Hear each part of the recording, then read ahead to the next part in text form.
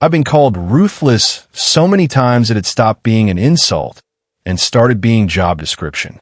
Alpha King Jared Chisholm, the Winter Wolf, the Northern Tyrant, the ruler who'd consolidated 5 fractured territories through strategic warfare and absolute refusal to accept defiance. I didn't apologize for my methods. The Northern Kingdoms have been bleeding themselves dry through endless conflicts when I'd taken power 15 years ago. Now they were unified, prosperous, and stable under my rule. People feared me. That was intentional. Fear prevented the kind of ambitious stupidity that led to rebellions, assassinations, and civil wars that destroyed kingdoms from within. But fear also meant loneliness. No mate would willingly bond with a ruthless king whose reputation preceded him like winter storm.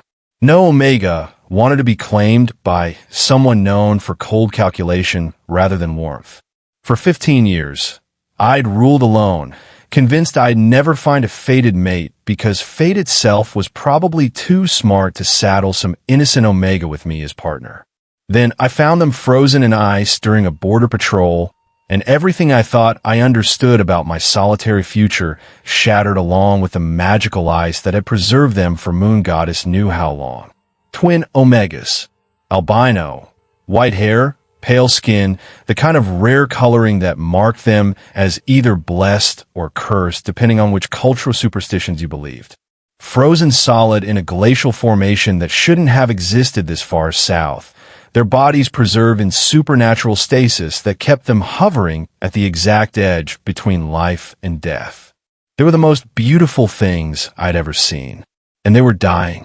Your Majesty, Captain Brennan said with the careful tone he used when he thought I was about to make rash decisions, we should leave them. Whatever magic froze them here, it's dangerous. Ancient. The kind of power that doesn't differentiate between targets and anyone foolish enough to interfere. They're still alive. I could see their chests moving with shallow breaths, could sense the faint pulse of life force that meant they hadn't crossed fully into death yet. If they're alive, we can save them. If they're alive, they're probably meant to stay frozen. Breaking ancient magic has consequences. Then I'll deal with consequences. I'm not leaving 2 Omegas to die in ice when I have resources to save them. I move closer to the frozen formation, studying the magical patterns visible in the ice itself. Preservation spell, I realized. Someone had frozen them deliberately, not to kill, but to protect. To keep them in stasis until what? Until someone found them? Until the danger passed? Get Tavin. Tell him to bring every magical resource he has for breaking preservation spells. And send runners to the palace. Prepare medical facilities for Omega patients in critical condition. We're taking them back. Your Majesty, we don't know who they are or why they were frozen. They could be criminals, enemies, dangerous. They're Omegas at the brink of death. That's all I need to know. I'd made my decision with the absolute certainty that had defined my 15-year rule. Move. Now. We're running out of time. The mate bond hit me the moment Tavin began breaking the preservation spell. Not 1 bond, but 2, snapping into place simultaneously with enough force that I staggered from the impact. Twin bonds. Both Omegas were my fated mates, connected to me through magic that didn't care about my ruthless reputation or their mysterious circumstances. Your Majesty, Brennan caught my arm as I nearly fell. What's wrong? They're mine. The words came out possessive, alpha instinct roaring to life after 15 years of dormancy. Both of them. Fated mates. Twin bonds. That's not possible. No, one is twin fated mates. Ido. The ice was melting rapidly now. Tavin's magic dismantling the preservation spell carefully to avoid shock damage to the Omega systems. And they're dying. Faster. The spell was keeping them stable. Without it, they're going into terminal decline. Then we need to move faster. Tavin's magic intensified, blue light surrounding the ice formation as he worked. Your Majesty, when this breaks, you need to establish skin contact immediately. The mate bond might stabilize them long enough to get them to proper medical care. It's the only chance they have. The ice shattered with sound like breaking crystal, and the two Omegas collapsed. I caught them both, one in each arm, their skin cold as death, their breathing so shallow I could barely detect it. The mate bonds flared with desperate energy, my alpha biology recognizing them as mine and demanding I do everything possible to keep them alive. Francis, one of them whispered, so quietly I almost missed it. Honey, sister, cold, can't. You're safe now. I had no idea if that was true, but I said it with absolute conviction anyway. I'm Alpha King Jared Chisholm. You're under my protection. Hold on. We're getting you to medical care. The Omega's eyes opened briefly, pale blue, almost white, beautiful and terrified. Then she lost consciousness, and her sister followed seconds later. Ride hard, I commanded Brennan while carrying both Omegas to our horses. We need to reach the palace in under 2 hours, or they're not going to survive the journey. Your Majesty, carrying 2 people while riding at that speed. I'll manage. Just move. The ride back was nightmarish. 2 hours of desperate speed, while the Omegas grew colder in my arms despite the mate bonds trying to transfer warmth and stability to their failing systems.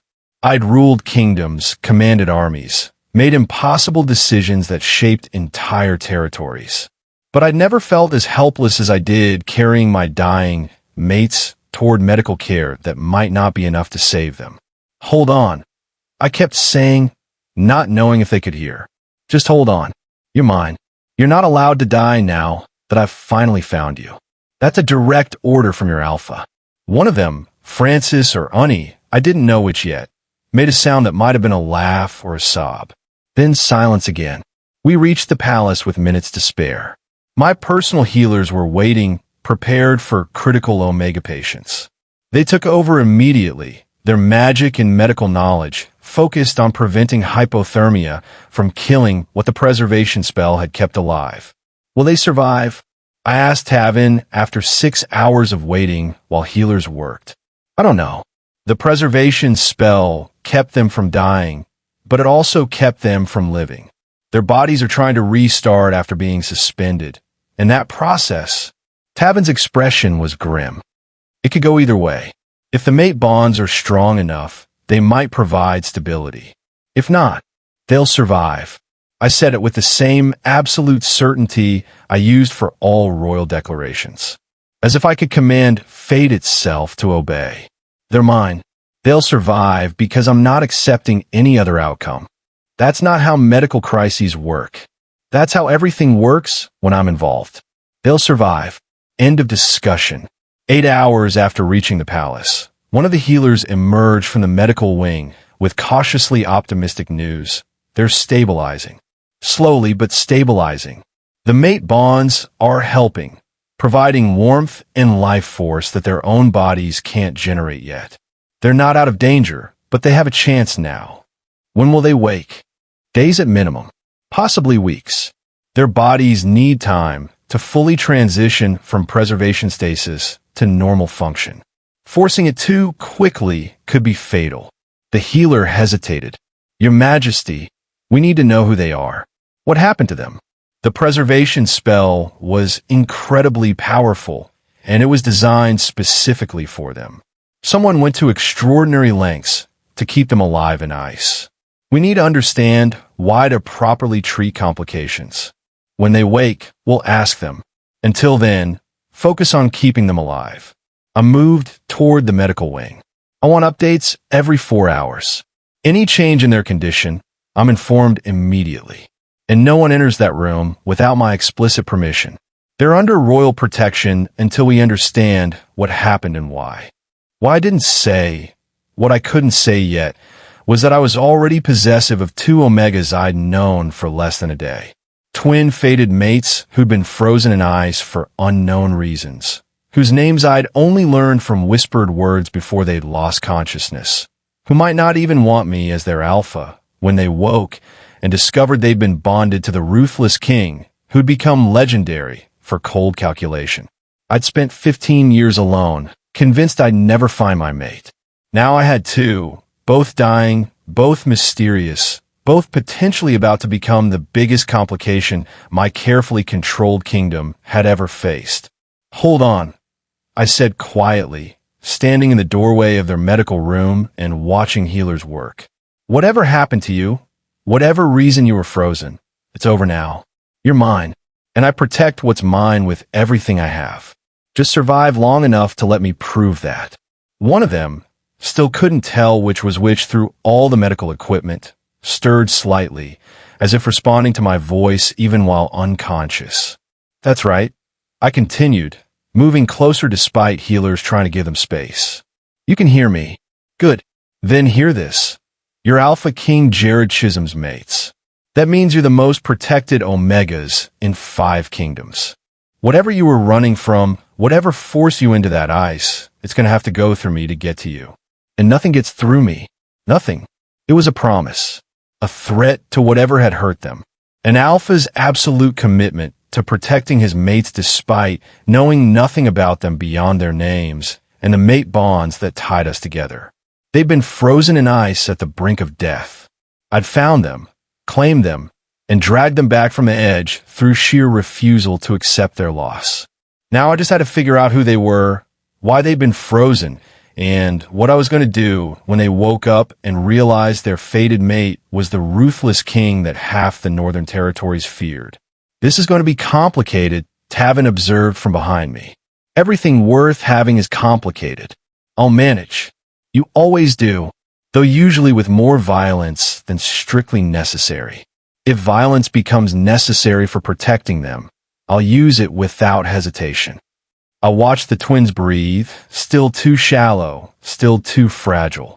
Tell Brennan to investigate the area where we found them. I want to know everything about that glacial formation. How long it's been there, whether anyone's been searching for them, what kind of magic created the preservation spell. And tell intelligence to start checking records for missing Omegas matching their description. Someone froze them for a reason. I want to know who and why before they wake up vulnerable. You're already planning war against whoever hurt them. I'm planning appropriate response to threats against my mates. Whether that's war or just strategic elimination depends on what we discover. I turn to face Tavin. They're mine. Twin fated, mates who nearly died before I even met them. That makes this personal in ways that kingdom business never is. Whoever froze them better hope they had good reasons, or they're going to discover exactly why people call me ruthless. Understood. I'll coordinate the investigation. Tavin paused. For what it's worth, I'm glad you found them. You've been alone too long. Even ruthless kings need mates. I wasn't looking for them. That's usually when fate decides to intervene. Dramatically, in this case. Fate has terrible timing, but at least it has good taste. I look back at the twins, still fighting for survival. Now if they'll just survive long enough for me to actually meet them properly, we can figure out the rest. They had to survive, because I'd already decided I wasn't ruling alone anymore, wasn't spending another decade isolated by reputation and power, wasn't accepting any outcome except the one where my twin fated mates lived and chose to stay despite everything they'd probably heard about the ruthless Alpha King who'd found them frozen in impossible ice. Hold on, I whispered again.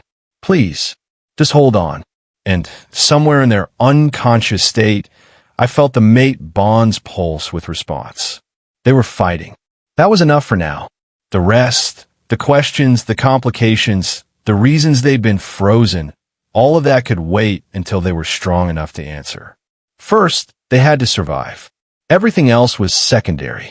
The ruthless Alpha King found frozen twin Albino Omegas in ice. Face screaming in fear, snowflake crowned they were at the brink of death. The mate bond snapped into place for both of them. Now he's fighting to save his fated mates while trying to figure out who froze them and why. What happens when the twins wake up and discover their mate is the most feared king in 5 kingdoms? Who froze them in that ice? And what happens when whoever did it comes looking to finish the job? Hit subscribe because this ruthless king is about to discover that having twin fated mates is way more complicated than ruling kingdoms, and the mystery of why they were frozen is darker than anyone expected. Also, twin bonds? That's not supposed to be possible, but fate apparently doesn't care about supernatural rules. The first thing I felt was warmth. Not the bone-deep cold that it consumed me for how long. I couldn't remember. Just warmth, steady and persistent, pulling me away from the frozen darkness I'd been lost in. The second thing I felt was the bond. Thick, powerful, connecting me to someone whose presence felt overwhelming even before I opened my eyes. Alpha, fated mate, Mine. No, that couldn't be right. Ani and I have been running from. Memory hit like physical blow, the hunters, the ancient curse, the desperate choice to use forbidden magic that would freeze us in preservation stasis rather than let them capture us and use us for. Easy, a deep voice said, and I felt warm hands on my shoulders, steadying me as I tried to sit up too quickly. You're safe. You're in the Royal Palace medical wing. You've been unconscious for 3 days since we broke the preservation spell. I forced my eyes open, blinking against light that felt too bright after nothing but darkness. The man leaning over me was imposing. Tall, broad-shouldered, with dark hair shot through with silver and amber eyes that glowed with alpha dominance. He was dressed in formal attire that marked him as nobility, and the way everyone else in the room deferred to him suggested very high rank. Oh, my voice came out as rough whisper. Who are you? Alpha King Jared Chisholm, ruler of the Northern Territories. He said it matter-of-factly, like announcing he was royalty was casual information. I found you and your sister frozen in ice during border patrol. You were dying. I brought you back here, and my healers saved your life. Alpha King, the Winter Wolf. I'd heard stories about Jared Chisholm even before Ani and I had been forced to run. The ruthless king who'd consolidated 5 territories through strategic warfare, who'd executed rebels publicly, who ruled through fear and absolute authority. And I was apparently his fated mate. My sister, panic cut through the disorientation. Ani. Where's Ani? Is she? She's fine. Stable. Still unconscious, but improving steadily. Jared gestured to the bed beside mine, where I could see Ani's distinctive white hair against the pillow. You're twins. Both albino omegas. Both frozen in the same preservation spell. Both. He paused, something complicated crossing his expression. Both my fated mates. The bonds formed when we broke the spell. Twin bonds. I could feel it now. Not just the connection to Jared, but the echo of another bond, waiting for Ani to wake fully before completing. It was impossible.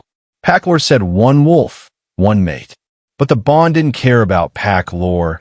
It was there undeniable, tying me and Ani both to this powerful alpha who'd found us at the brink of death. I don't understand. I tried to sit up properly, and Jared helped me without making it feel like dominance or control, just practical support. How long were we frozen? Where are we? What? Those are all questions I need you to answer. Jared's tone was gentle but firm. You've been unconscious for 3 days since rescue. Before that, we don't know. The preservation spell was centuries old, but you're not centuries old, which creates temporal complications we can't resolve without your explanation. Who froze you? Why? What were you running from? I looked at Ani, still unconscious, still vulnerable. Could I trust this ruthless king with the truth? Could I tell him about the ancient curse, the hunters who'd pursued us for years, the desperate magic we'd used to escape capture?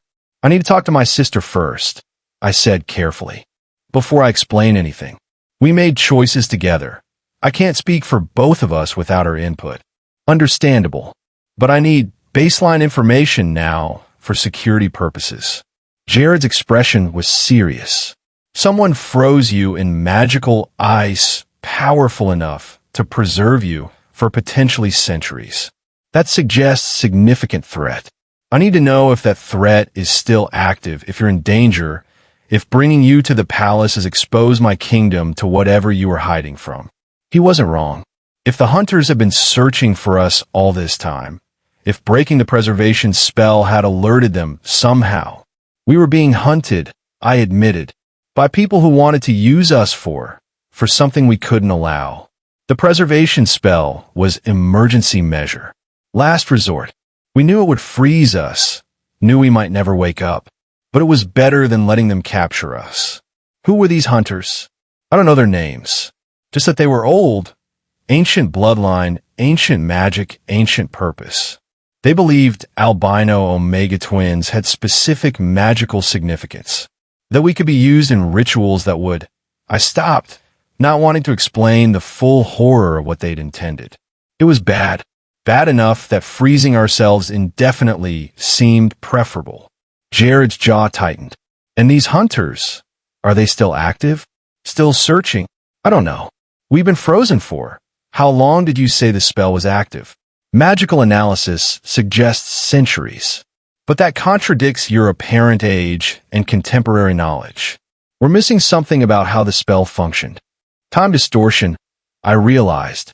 The preservation spell didn't just freeze us, it pulled us outside normal time flow. What felt like moments to us could have been centuries externally. That's why horror washed over me. That's why we're still the same age we were when we cast the spell. We didn't age because we weren't technically existing in time. We were suspended outside it, which means the hunters could be long dead, or they could be actively searching with centuries of accumulated resources. Jared stood, his presence commanding. Either way, we need to prepare for threats.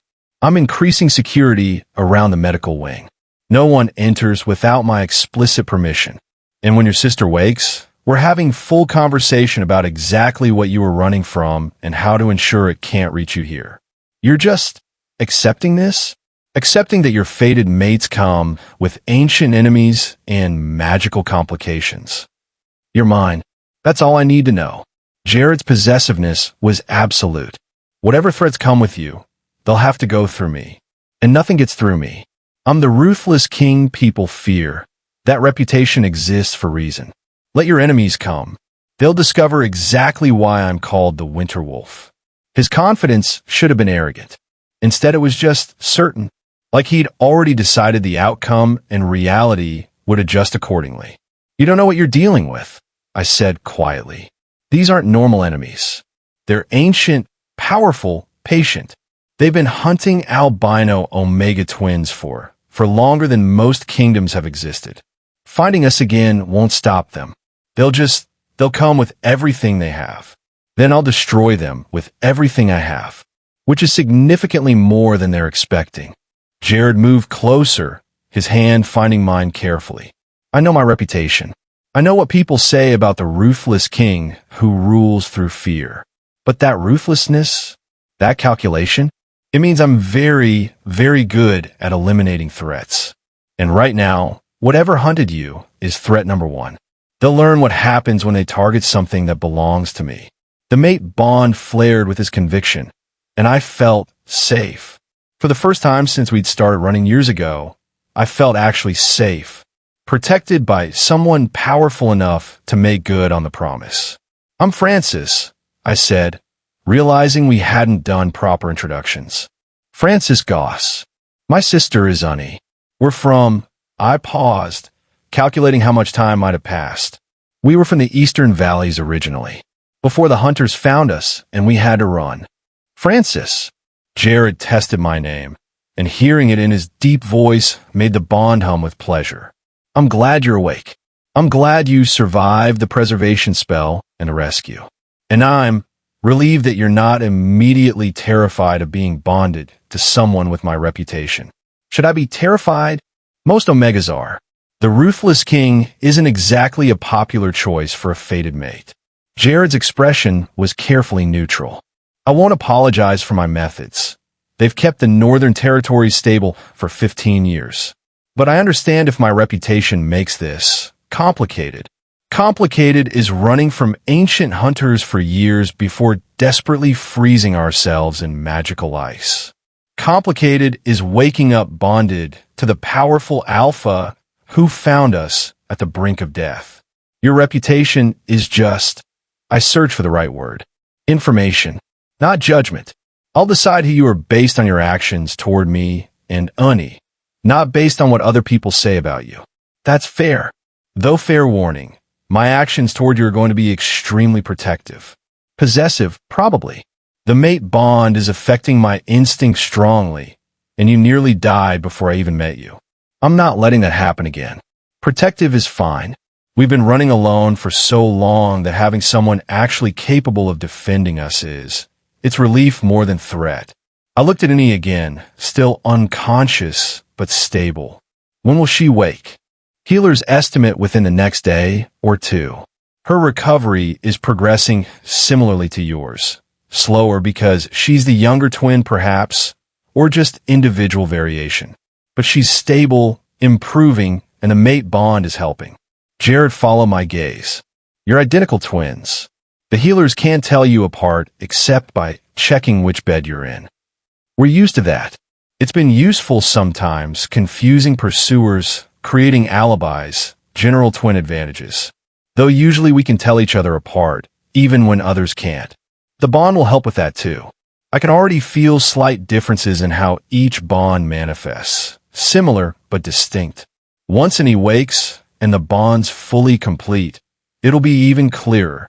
A healer entered, middle-aged beta woman who moved with professional efficiency. Your Majesty, Lady Frances needs rest. She's been awake for 20 minutes, which is excellent progress. But we need to avoid overtaxing her system while it's still recovering from stasis. Understood. Jared stood, reluctant to leave based on what I felt through the bond. I'll return in a few hours. If you need anything before then, if Annie wakes, if you feel threatened in any way, tell the guards immediately. They have orders to fetch me regardless of what I'm doing. Thank you. For saving us. For bringing us here. For not just leaving us in that ice. You're my mates. Leaving you was never an option I consider. Jared's certainty was grounding. Rest. Recover. When Unnie wakes, we'll figure out the rest together. After he left, the healer helped me settle back into bed, checking vital signs and asking medical questions I barely had energy to answer. The waking had taken more out of me than I'd realized. My body still recovering from the extended stasis from the trauma that had led to the freezing in the first place. The Alpha King has been here constantly, the healer said while adjusting monitoring equipment.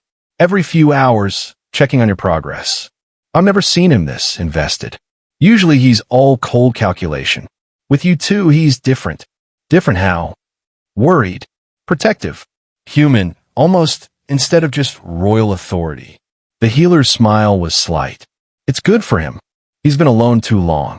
Having mates might soften some of the ruthlessness people fear, or might make him more dangerous. If he's willing to be ruthless for kingdom stability, what will he do to protect people he's actually bonded to? That's what makes it good. The ruthlessness directed toward genuine care instead of just political necessity. The healer finished her checks. Rest now. Your body needs to heal. We'll monitor you overnight. I tried to rest. Failed completely. My mind was racing with implications I hadn't had time to process while Jared was present. We were bonded to the Winter Wolf. The ruthless king whose reputation had reached even the eastern valleys. The Alpha who'd consolidated 5 territories through strategic warfare and absolute authority. And he claimed us. Both of us. Twin fated mates who came with ancient enemies and magical complications. Was this better or worse than still being frozen? Better, probably. At least now we had chance of survival instead of indefinite stasis. But also terrifying, because if the hunters found us here, they wouldn't just be fighting 2 Omega twins anymore. They'd be fighting a territorial Alpha King with resources and ruthlessness to match their own ancient power. Please wake up soon, I whispered to Unnie, knowing she couldn't hear, but needing to say it anyway. I need you. I need to know you're okay. And I need help figuring out what we do about being bonded to someone this powerful, who's probably going to start war with ancient hunters the moment he fully understands what we were running from. Honey didn't respond, but her breathing was steadier than it had been, and the bond one shared with her felt stronger, like she was closer to waking, to consciousness, to being present again instead of just existing in healing stasis. I let myself sleep, trusting Jared's security protocols and the guards outside the medical wing and the bond that connected us all together. And try not to think about what would happen when the hunters realized we'd been found. Honey woke up screaming.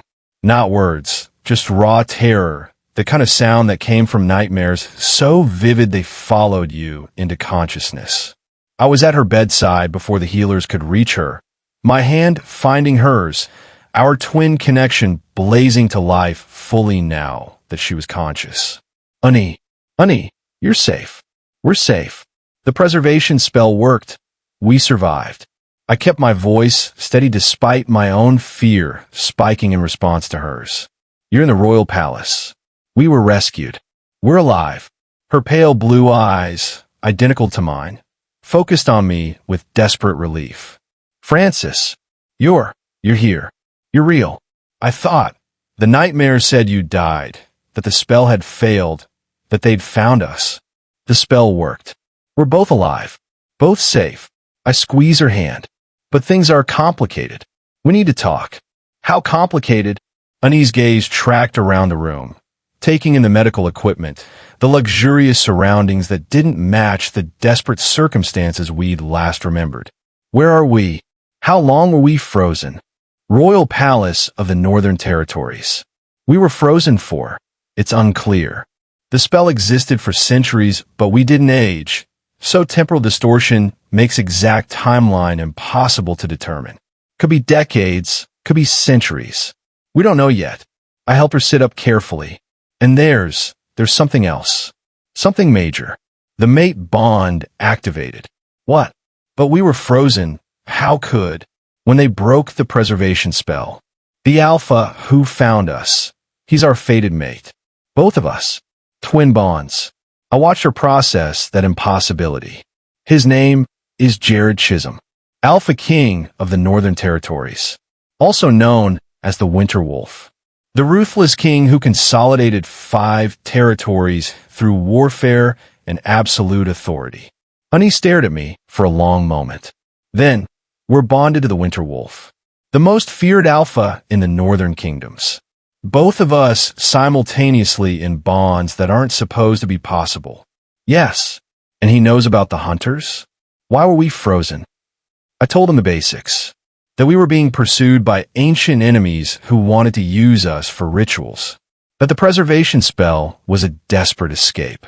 He's taking it seriously. Increased security, investigation into the threats, preparing for potential attack. He's very protective. Of course he is. We're his mates. Alphas are instinctively protective of their mates. And this one has a reputation for ruthlessness that makes protective probably escalate into possessive very quickly. Honey's analysis was characteristically sharp despite just waking from magical stasis. How much does he know about the specific nature of the hunter's interest in us? Not everything. I wanted to wait for you before explaining fully. The ritual requirements, the bloodline's significance, all of it. We should tell him together. Agreed. Though we need to be strategic about how much we reveal. If he decides we're too dangerous to keep around despite the mate bonds. He won't. I was certain of that, even having just met him. He's ruthless toward enemies, not toward people he's claimed as his. And he's definitely claimed us. The possessiveness is intense. As if summoned by mention of him, Jared entered the medical wing with the kind of presence that made everyone else in the room instinctively defer. His gaze went immediately to Honey, relief obvious in his expression. You're awake. Good. He moved to her bedside, his hand finding hers with careful gentleness. I'm Alpha King Jared Chisholm, your fated mate, along with your sister. I know this is overwhelming. We can discuss details after you've recovered more. I'm recovered enough to discuss now. Honey's voice was steady despite what I felt through our twin bond. her fear, her uncertainty, her desperate need to assess whether this powerful alpha was threat or protection. Francis said, "You want to know about the hunters, about why we were frozen. I'm ready to explain if you're ready to hear it." "I'm ready." Jared gestured for chairs to be brought, settling in for what was clearly going to be lengthy explanation. "Tell me everything. Who they are, what they wanted, why albino omega twins are significant enough to justify ancient preservation magic." Unnie and I exchanged glances, our twin connection allowing silent communication about how much to reveal. Then Unnie began. 300 years ago, there was a ritual, ancient blood magic that required specific components: twin omegas, albino coloring, virgin status, and willing participation coerced through magical compulsion. The ritual would transfer their combined life force to a dying alpha bloodline, extending their lives indefinitely through repeated casting. It was horrific. The twins didn't survive the transfer, but the bloodline gained centuries of extended life. Jared's expression had gone cold, and these hunters wanted to use you for that ritual. They're descended from the original bloodline, the one that used blood magic 3 centuries ago and has been hunting albino omega twins ever since to maintain their immortality. I picked up the explanation. We're the first viable candidates they found in 50 years. They tracked us for 3 years before we finally got desperate enough to use forbidden preservation magic. The spell was meant to hide us, Annie continued. Put us in stasis that would last until the threat passed, or until we died naturally within the ice. We didn't know. We had no way of knowing that the spell would actually work for centuries, that we'd survive the stasis, or that someone would eventually break it and rescue us. And now they'll be searching again. Jared's tone was flat, dangerous, because breaking the preservation spell would have created magical signature that anyone monitoring for it would detect. They know you're awake. They know where you are, and they're going to come for you. Most likely, yes. Annie's voice was steady despite what I knew she was feeling. We're sorry. We didn't mean to bring this threat to your kingdom. If you want us to leave, if you want to dissolve the mate bonds before they become permanent, we understand. We can run again. We're good at running.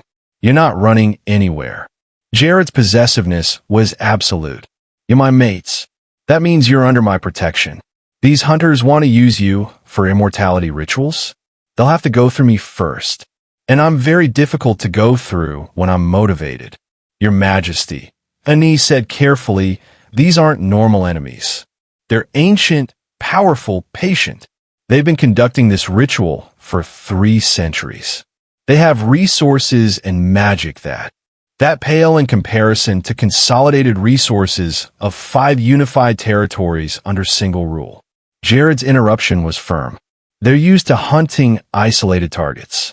They're not used to fighting territorial alpha kings with armies and magical support and absolute conviction that their mates are not available for ritualistic sacrifice.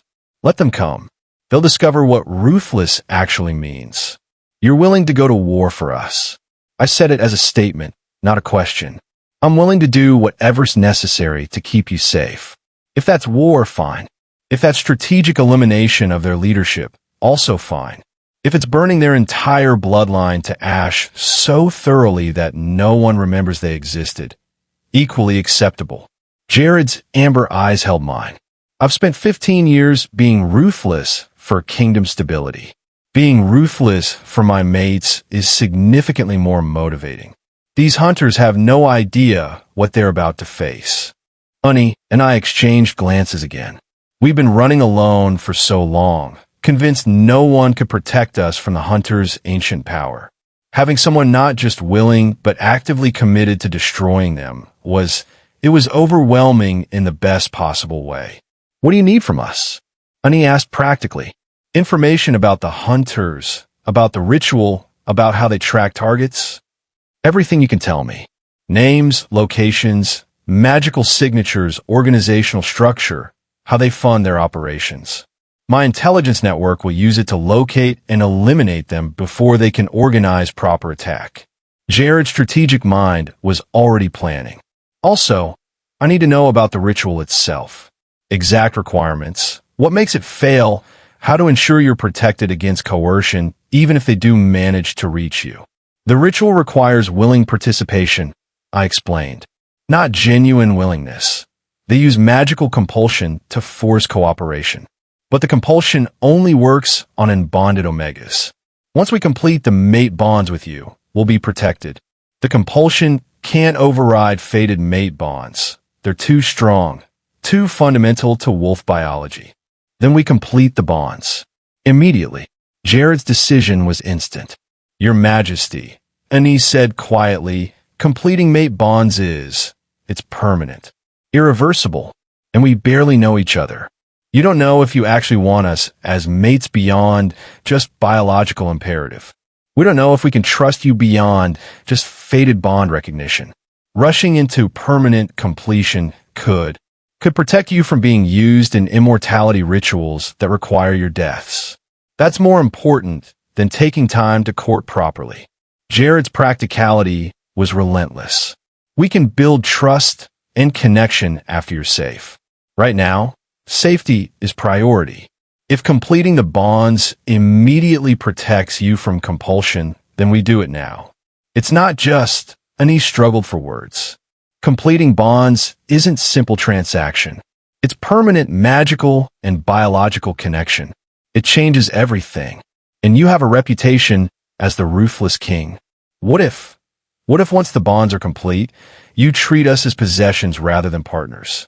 What if the ruthlessness extends to how you handle your mates? Jared was silent for a moment, clearly processing her valid concerns.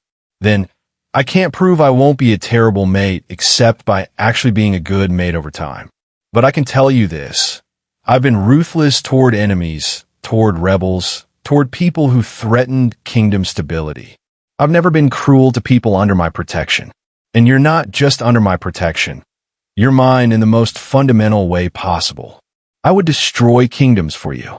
Being cruel to you would be contradictory to every instinct I have. You say that now, before the bonds are complete, I pointed out. What if it changes after? What if the permanent connection makes you possessive in ways that are harmful? Then you challenge me on it, and I adjust. I'm not perfect. I'm going to make mistakes. But I'm capable of learning and changing when presented with evidence that I'm wrong. Jared looked between us. I understand your concerns. You've been running from people who wanted to use you. Trusting anyone is difficult. But the hunters are coming. We don't have the luxury of slow courtship and gradual trust building. We need the protection completed bonds provide, and we need it before they arrive to test whether you're vulnerable to their compulsion. He wasn't wrong. The practical necessity overrode the emotional complications.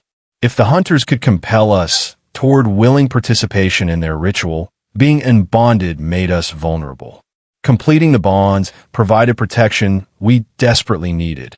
We need to discuss this privately, Anise said. Francis and I, we need to talk without alpha pressure influencing our decision. Of course. Jared stood immediately. I'll be outside. Take whatever time you need. But, for what it's worth, I'm hoping you choose to complete the bonds. Not just for protection, but because I've been alone for 15 years and I'd rather not be alone anymore. Especially not when fate designated you both as mine.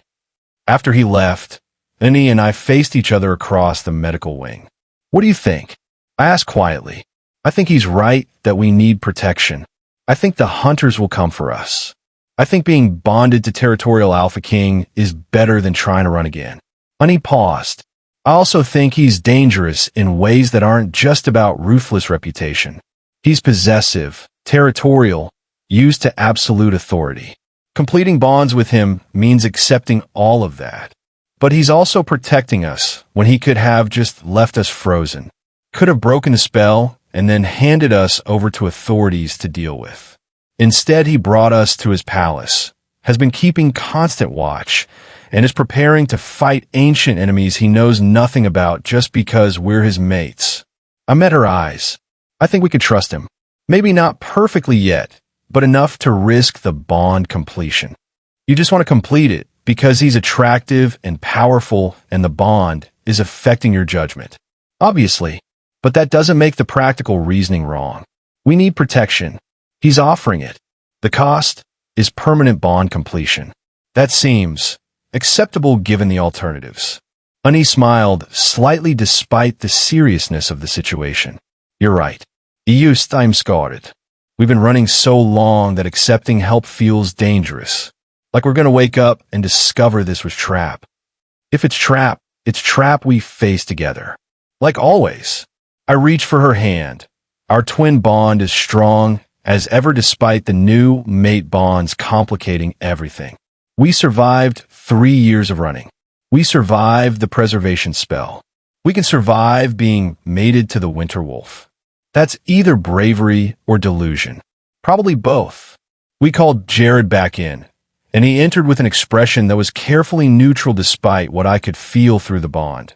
His hope, his anxiety, his desperate want balanced against his determination not to pressure us. We'll complete the bonds, and he said before he could speak. For protection, for practical reasons, and because we're tired of running. If you're serious about defending us, about treating us as mates rather than just problems to manage, then we're willing to trust that despite the risks. Relief flooded through the mate bonds so strongly I gasped from the impact. Jared moved toward us, his hands finding ours carefully. Thank you for trusting me despite having every reason not to, for choosing to stay despite knowing my reputation. I'll try to be worthy of that trust, to be the mate you deserve rather than just the ruthless king everyone fears. Can we do both? I asked. Be ruthless king when dealing with hunters. Be actual decent mate when dealing with us? That seems ideal. I can try. Though fair warning, the protective possessiveness is going to be strong. I've been alone 15 years, and you nearly died before I met you. My instincts are going to be overwhelming for a while.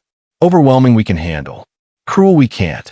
As long as you're clear on that distinction, we'll figure out the rest. Ani's practicality grounded all of us. Now, how does bond completion actually work? We've never done this before. Neither have I. But Tavin researched it after I informed him about twin bonds. Jared's slight smile was the first humor I'd seen from him. Apparently, it involves intimate contact, mutual acceptance, and magical recognition. The bonds are already mostly complete. What's left is sealing them permanently through deliberate choice. That's refreshingly simple compared to everything else, I observed. Most mate bonds are. It's everything around them that's complicated. The bond completion was exactly as described. Simple, intimate, a moment where we each chose to accept the connections fully and permanently rather than leaving them incomplete. Magic flare between all three of us, twin bonds and alpha-mega bonds weaving together into a pattern that was unique and unbreakable. When it was done, I felt complete. Like something I hadn't known was missing had suddenly fallen into place. The bonds were permanent now, irreversible, tying all three of us together in ways that transcended biology or political necessity. That's intense, Anise said, clearly feeling the same overwhelming sense of rightness. Is it supposed to be this strong? Twin bonds are already rare. Twin fated mate bonds with single alpha are unprecedented. I have no idea what's normal. Jared pulled us both close, his arms secure and warm. But I'm not complaining. You're mine now. Permanently. No running. No more hiding. No more desperate spells to escape hunters. We face everything together from now on. Together, I agreed. Though you realize you're going to have to learn to tell us apart now. Right? Most people can't. I can feel the bond differences. You're Francis. Your bond feels warmer, more immediate. Anise is cooler, more analytical. Similar, but distinct enough to identify. Jared's certainty was reassuring. Plus, you're going to be spending significant time with me while you recover. I'll learn the physical differences too. Most people never do. Most people aren't bonded to you. I'm motivated. A guard entered, his expression urgent. Your Majesty, Captain Brennan needs to see you immediately. He says it's about the investigation into the ice formation. Jared's protective instincts flared through the bond. I need to handle this. You too rest. Healers say you need another day of recovery before you're strong enough to be up and moving normally. I'll return as soon as I can." After he left, and he turned to me with expression I knew too well. He's already planning war. I can feel it through the bond. He's going to use the investigation results to locate the hunters and eliminate them before they can organize attack. That's probably good. We want them eliminated. We want them dead, yes. But I'm worried about how ruthless the elimination is going to be. If he goes too far, if he uses methods that are excessive, we'll be bonded to someone whose darkness we enabled. That's complicated morally. The hunters conduct ritual sacrifice using unwilling victims. I think excessive ruthlessness toward them is acceptable under the circumstances. I settle back into bed, exhaustion from the bond completion catching up. Let's worry about moral complications after we're safe for being used in immortality rituals. Priorities. You have terrible priorities. I have practical priorities. There's a difference. Despite the humor, we both knew this was just the beginning. The hunters were coming. Jared was preparing for war. And we were permanently bonded to the most feared alpha in the Northern Territories, for better or worse. At least we'd face it together. All three of us. That had to be enough. The twins are awake and the bonds are complete. But now Jared knows the full truth about the immortality ritual hunters. He's planning to eliminate them before they can attack. And Francis and Unnie are bonded to the most ruthless king in 5 kingdoms. What happens when the hunters realize their targets are now protected by the winter wolf? How far will Jared go to eliminate the threat? And can the twins trust that his ruthlessness won't extend to how he treats them? Hit subscribe because next chapter covers the investigation results, Jared's strategic planning for total elimination of the hunter bloodline, and the moment when the twins realize their mate's reputation is about to become very relevant. Also, twin mate bonds are creating magical effects no one predicted, and that's going to be important later. The investigation results were worse than I'd anticipated, which was saying something given my usual baseline assumptions about threats. The bloodline calling themselves the Eternal Circle has been operating for exactly 317 years, Captain Brennan reported, spreading documents across my private council table. They're not subtle about it, either. Historical records show repeated disappearances of albino omega twins correlating with their locations. 17 sets of twins over 3 centuries, all vanishing without trace, all presumed dead. 17. I processed that with cold calculation. They've been conducting this ritual 17 times. Successfully, which means they have refined process and established infrastructure for hunting, capturing, and compelling victims. Exactly. And based on magical analysis of the preservation spell site, Francis and Unnie would have been the 18th set, except they managed to escape using forbidden magic that froze them before capture could occur. Tavin added magical assessment documents to the pile. The spell signature is unique, customized specifically for them, probably taught by someone who knew they were in danger and wanted to provide emergency protection. Do we know who taught them the spell? No records. But whoever was knew ancient preservation magic that's been theoretically impossible for centuries. That suggests either very old knowledge preserved in secret or magical innovation that solved problems everyone else considered permanent. Tavin's expression was troubled. Your Majesty, the fact that this spell worked, that it actually preserved them for centuries and allowed successful revival. That's unprecedented. If the Eternal Circle learns that's possible, they'll want that knowledge too. For their own preservation, for backup plans if their immortality ritual fails. Then we make sure they don't learn. And we eliminate them before they can even attempt to reclaim Francis and Unnie. I studied the compiled information. What do we know about their current operations? Locations, leadership, resources? They operate primarily from ancestral estate in the borderlands between our territory and the southern kingdoms. Approximately 40 active members across 3 generations, with dozens more in supporting roles. They're functionally a noble house with legitimate business interests that fund their illegal ritual activities. Brennan pointed at maps showing their territory. They're not hiding. They're just protected by wealth, political connections, and the fact that no one's been able to prove their involvement in the disappearances. Proof is for legal proceedings. I'm not planning legal proceedings. I made notes on the map, marking strategic vulnerabilities. I'm planning for elimination. Complete, total, thorough enough that the bloodline ceases to exist and can never threaten anyone again. What are our options? Militarily? We could march forces to their estate and demand surrender. They'd resist. We'd have justification for violence. We'd eliminate them through what appears to be legitimate conflict resolution. Brennan's tactical assessment was clinical. Politically problematic. Attacking a noble house without formal declaration would create tensions with the southern kingdoms who might view it as northern aggression. Alternatively, Tavin offered, we could handle this magically. Targeted strikes against their leadership, disruption of the immortality ritual that sustains their current generation, strategic elimination that looks like natural causes or internal conflict. Slower but less politically explosive. Or we do both. I'd already decided the approach. Military pressure as visible threat, while magical operations eliminate actual targets. They'll be focused on defending against conventional attack, while we systematically destroy them through methods they don't see coming. By the time they realize what's happening, their bloodline is gone and there's nothing left to defend. That's comprehensive. Brennan's tone suggested he'd expected exactly this level of ruthlessness. When do we move? Immediately.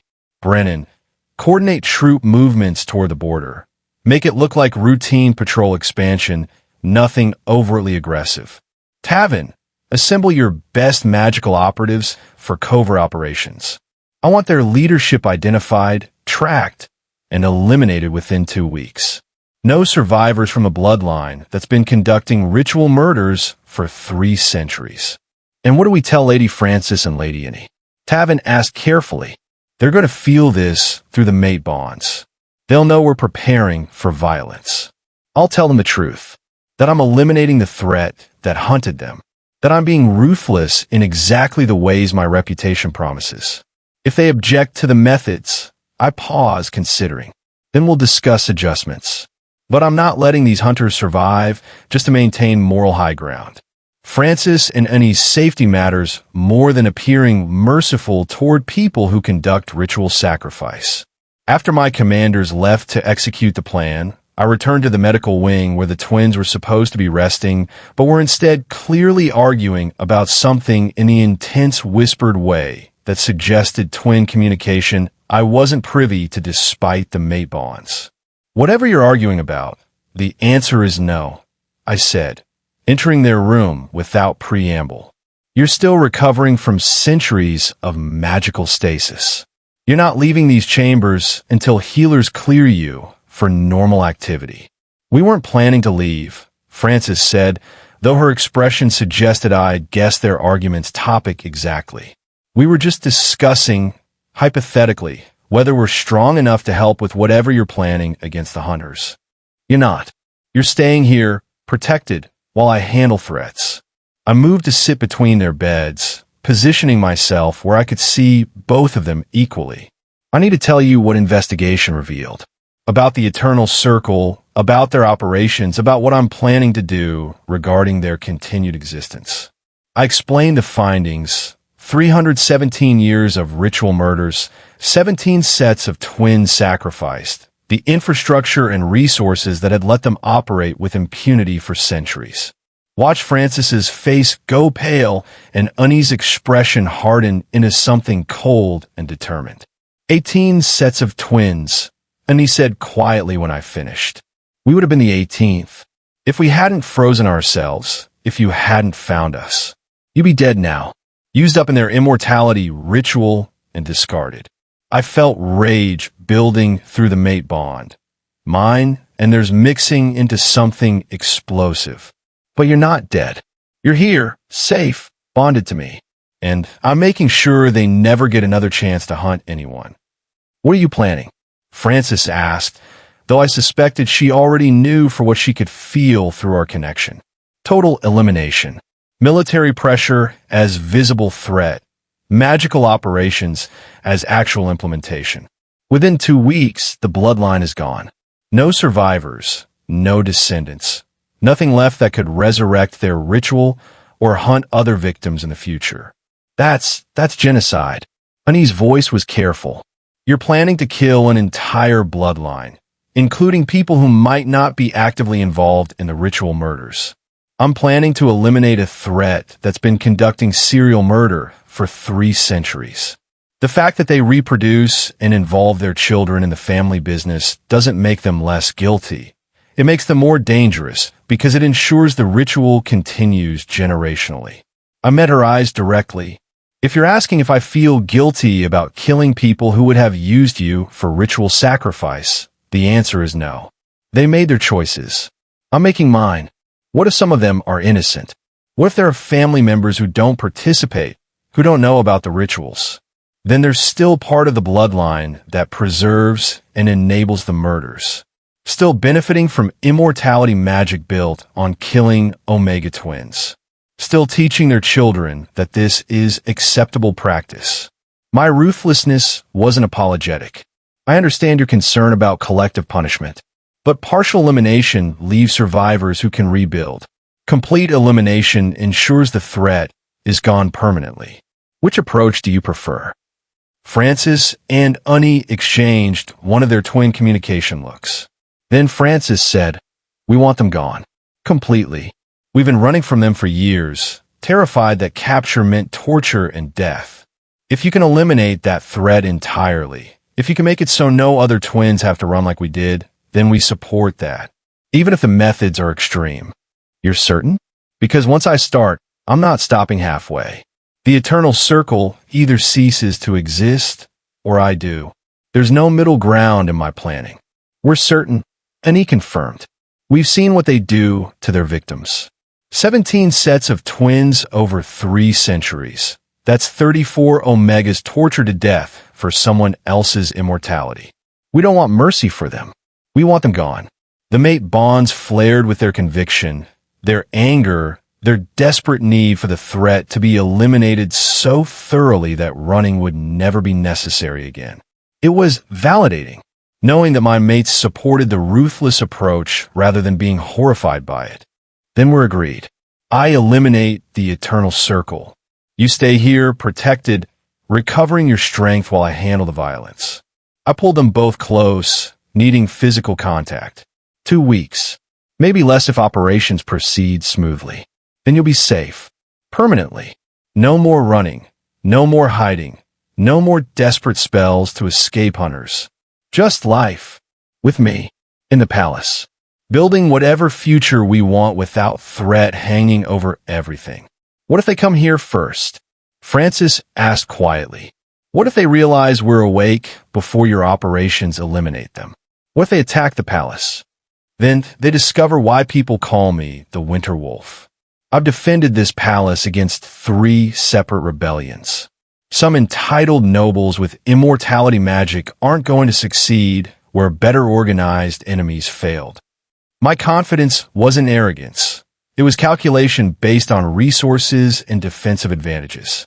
But if they do attack, if they somehow breach our defenses, you have instructions. Get to the reinforced chambers beneath the palace. They're magically warded against intrusion and stocked for extended siege. You go there, you lock yourselves in, and you wait for me to eliminate threats and retrieve you. You've planned for siege scenarios. I plan for everything. 15 years of consolidated rule requires comprehensive threat assessment and preparation for worst-case outcomes. Eternal Circle attacking the palace is covered under magical assault by organized enemies protocols. We're ready. You're very thorough. I'm careful. There's a difference between paranoid preparation and strategic readiness. I prefer the latter. A knock interrupted us, one of my intelligence operatives with urgent news. Your Majesty, We've detected magical surveillance attempting to locate Lady Francis and Lady Annie. The Eternal Circle knows they're awake and is trying to pinpoint their location. Are the palace wards holding? For now. But whoever's casting the surveillance is strong. Old magic, ancient power.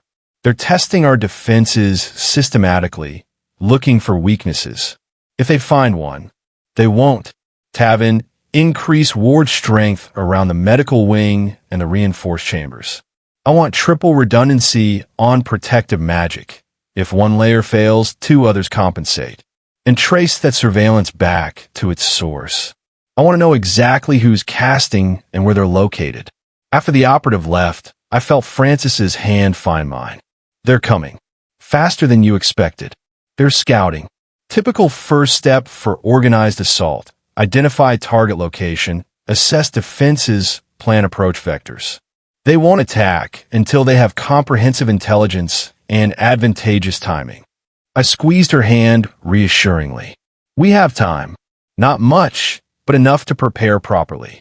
And if they attack before your elimination operations are complete, then I demonstrate why attacking the Winter Wolf's palace to steal his mates is catastrophically poor decision-making.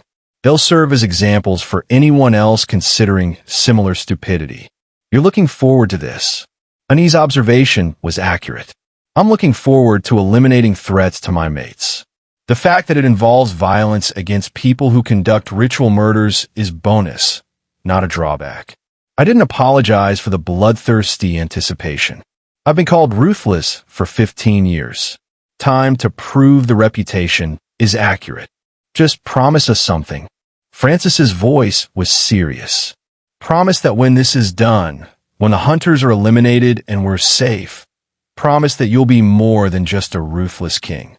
That you'll be actual mate who builds life with us, not just alpha who eliminated our enemies. I promise. The ruthlessness is for threats. For you. For us. I'll be whatever you need me to be. Partner, protector, mate who's actually present for the peaceful parts of life instead of just the violent parts. I meant it sincerely. I've been alone for 15 years because no one wanted to bond with someone whose reputation promised coldness. You're choosing me despite that reputation. The least I can do is prove there's more to me than just strategic violence. We're going to hold you to that. I expect nothing less. The Eternal Circle made their move 3 days later. Not direct assault, but attempted infiltration. Magical operatives posing as servants try to reach the medical wing through positions that would grant them access to Francis and Annie. We caught them before they got close. Not because our security was perfect, but because Tavin had been expecting exactly this approach and had set magical traps specifically designed to detect immortality magic users. 5 operatives, Brennan reported after the infiltrators had been captured. All from the Eternal Circle bloodline. All carrying ritual components that would have been used to compel Lady Francis and Lady Annie toward willing participation. They were planning an abduction, not assassination, because killing them defeats the purpose. They need living, willing victims for the ritual. I studied the captured operatives through an observation window. 5 people who looked like normal nobles who'd walked into the palace intending to steal my mates and use them for murder. Interrogate them. I want everything they know about circle operations, about how many more operatives are positioned in the territories, about their timeline for larger assault. And after interrogation, public execution. Let the Eternal Circle know that attempting to infiltrate my palace carries permanent consequences. My ruthlessness wasn't for show. It was a calculated deterrent. Make sure the bodies are returned to their estate with a clear message. Come for my mates again, and the response will be significantly less merciful than simple execution. Francis had felt the confrontation through our bond despite being sequestered in the medical wing. When I returned after ordering the executions, she was sitting up in bed looking both relieved and troubled. You executed them. They came to abduct you and Annie for ritual murder. Yes, I executed them. and I'll execute every other operative they send until they either stop attempting infiltration or run out of bloodline members to sacrifice. I sat beside her bed. Are you objecting to the executions? No, just processing that you did it without hesitation. That you made that call and implemented it within hours. That's very decisive. I've been making life and death decisions for 15 years. Executing people who try to steal my mates is straightforward compared to some calls I've made. I took her hand carefully. I know my reputation is one thing. Seeing it in action is different. If you're uncomfortable with how I handle threats, I'm not uncomfortable.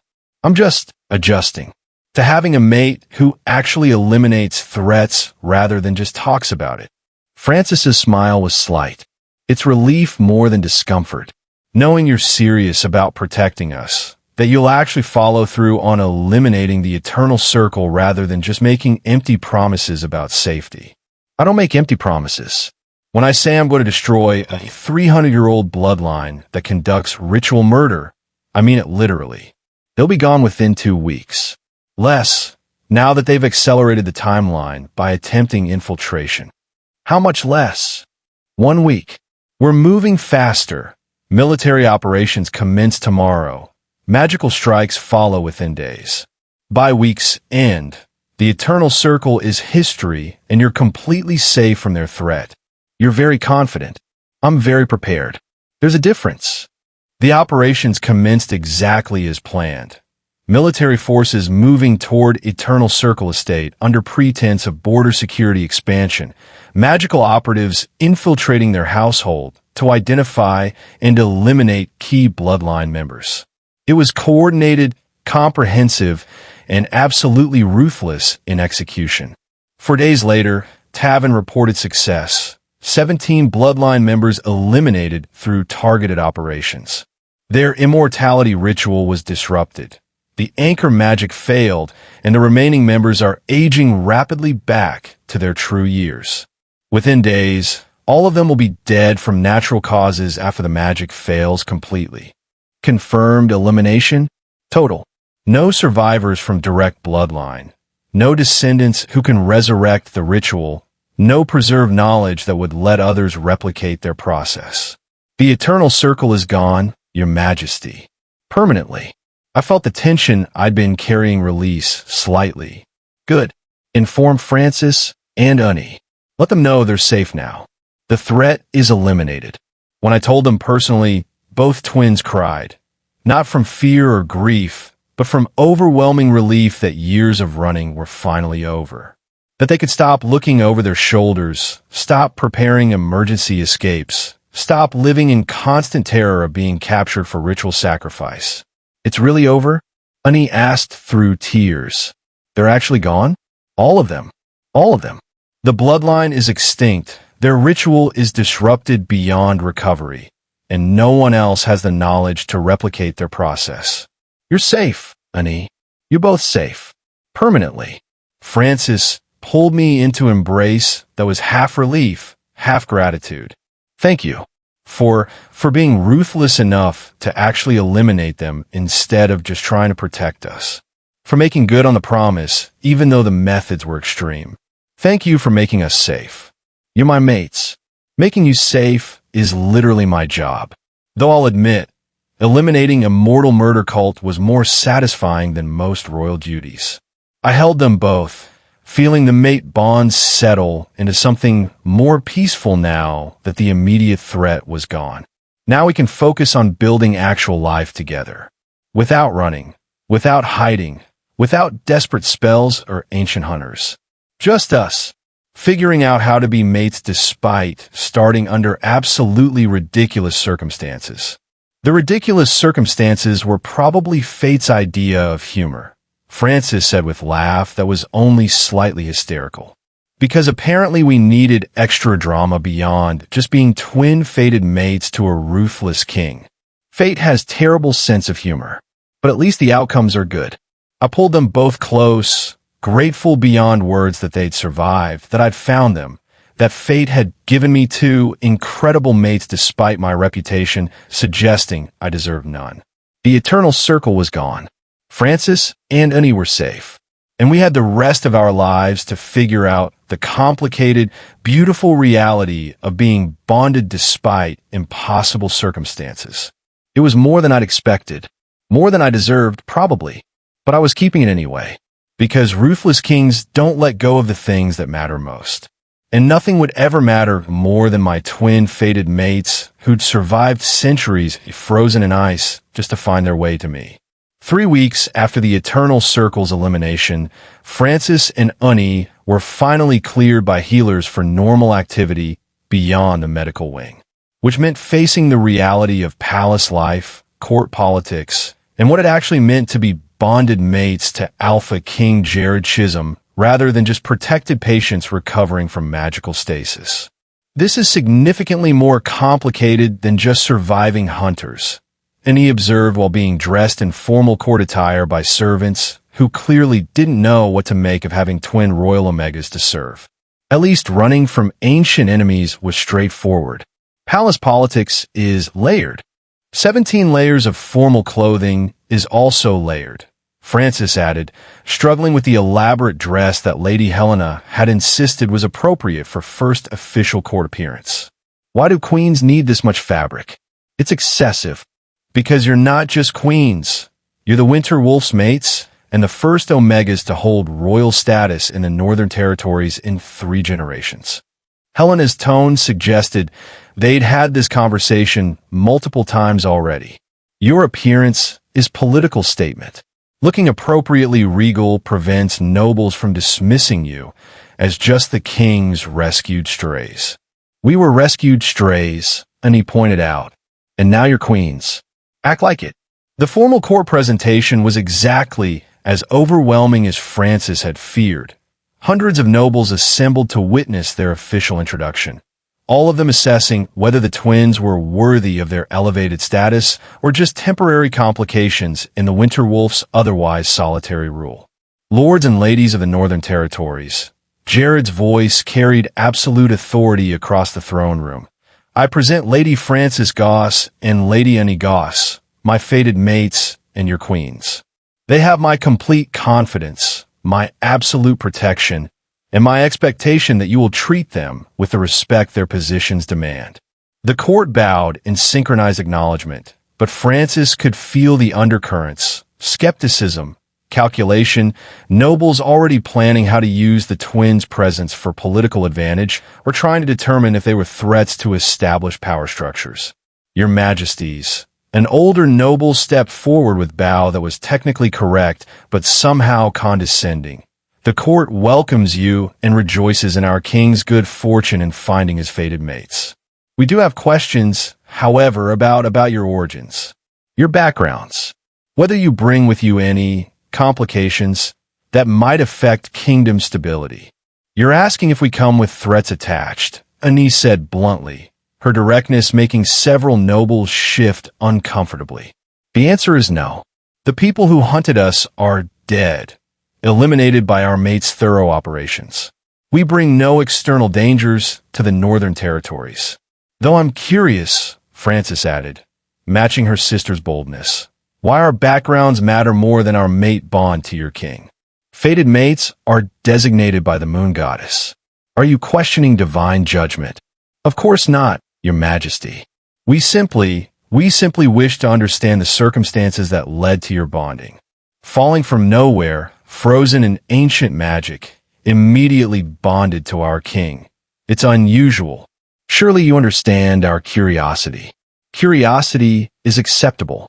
Disrespect is not. Jared's interruption was cold. My mate's origins are known to me. That's sufficient. Whether they're known to court is optional and dependent entirely on whether you earn their trust rather than interrogating them like suspects at first meeting. The court fell silent. Nobles processing that the Winter Wolf was defending his mates publicly rather than treating them as political assets to be managed. It was unexpected.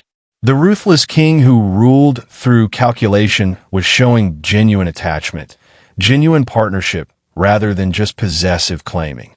After the formal presentation, Francis and Annie retreated to their shared chambers, rooms that had been hastily converted to accommodate twin queens who'd insisted on staying together rather than being separated by traditional protocols. That was exhausting. Frances collapsed onto the elaborate couch that furnished their sitting room. Every noble was assessing us like we're investments they need to evaluate for risk versus reward. Because to them, we are investments, political assets connected to the most powerful alpha in 5 territories. They're trying to figure out how to use us for advantage or how to neutralize us if we become threats to their interests. And he was more pragmatic about court dynamics. We need to establish ourselves as actual power rather than just protected omegas. Otherwise, we'll spend the rest of our lives being managed by nobles who think we're too weak to be relevant. How do we do that? We prove we're not just Jared's mates. We're actual queens with capabilities beyond biological bonds. We engage with governance, demonstrate competence, show them we're partners in rule rather than just decorative additions to the throne. Jared entered their chambers without knocking, which had become habit over the weeks of medical recovery. You handled court well, better than some queens who've had years of preparation. We handled being interrogated about our worthiness, Frances corrected. That's different from actually handling court politics. Court politics is constant interrogation about worthiness. You'll adjust. Jared sat between them on the couch, his presence grounding. Though I should warn you, several nobles are already planning to test you, bringing disputes specifically to you rather than to me, seeing if you'll make mistakes they can use to undermine your authority. Let them try. Annie's competitiveness was obvious. We survived 3 years running from ancient hunters. We can handle nobles trying to play political games. That's the attitude. Just remember, you don't have to handle them alone. We're partners in this. If nobles test you, you can consult me. If they try to manipulate you, you can call them out publicly. You have my authority and my support for whatever decisions you make regarding court management. Even if we make mistakes. Frances asked, especially if you make mistakes. That's how you learn, through trying things, discovering what doesn't work, adjusting approach. I made dozens of mistakes during my first year's ruling. The difference is I had no one to consult and had to figure everything out through trial and catastrophic error. You have me, you have each other, and you have time to develop your governance skills without being thrown into an immediate crisis. Though the crisis would be more familiar, and he observed. We're good at crisis management. Peaceful governance is strange. You'll adapt. You're both intelligent and strategic. Those qualities matter more than experience for effective rule. The testing Jared had warned about began immediately. Nobles bringing disputes to Frances and Unnie rather than to the king, watching to see if they defer to Jared or attempt to make decisions independently. Property conflicts, trade disagreements, minor criminal cases, all being directed toward the new queens as assessment of their capabilities. They're doing this deliberately, Frances said after the 5th dispute had been presented to them in 3 days. Bringing cases that have no clear right answer, where any decision we make will upset someone, just to see how we handle pressure. Then we handle it by making decisions and standing by them, even when nobles object. Unnie had been studying Northern Territory's law obsessively since being cleared for normal activity. This property dispute, the noble claims ancestral rights, but the law clearly states that abandoned properties revert to Crown after 10 years. The property was abandoned for 15. Crown ownership is legally sound regardless of ancestral claims. He's going to be furious if we rule against him. Then he'll be furious. That's not our problem as long as our legal reasoning is sound.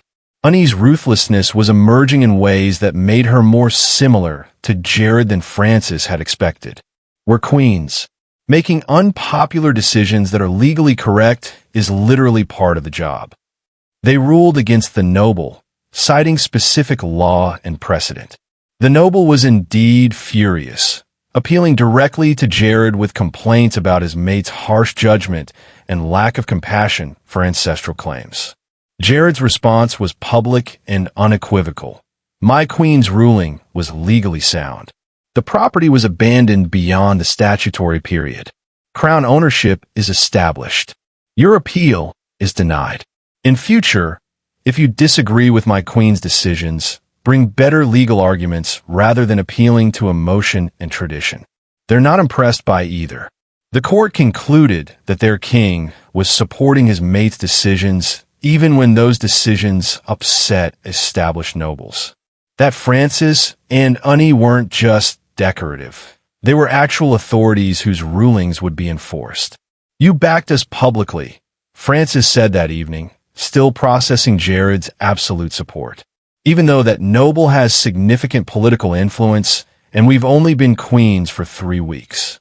You made a legally sound decision based on established law. Why wouldn't I back you?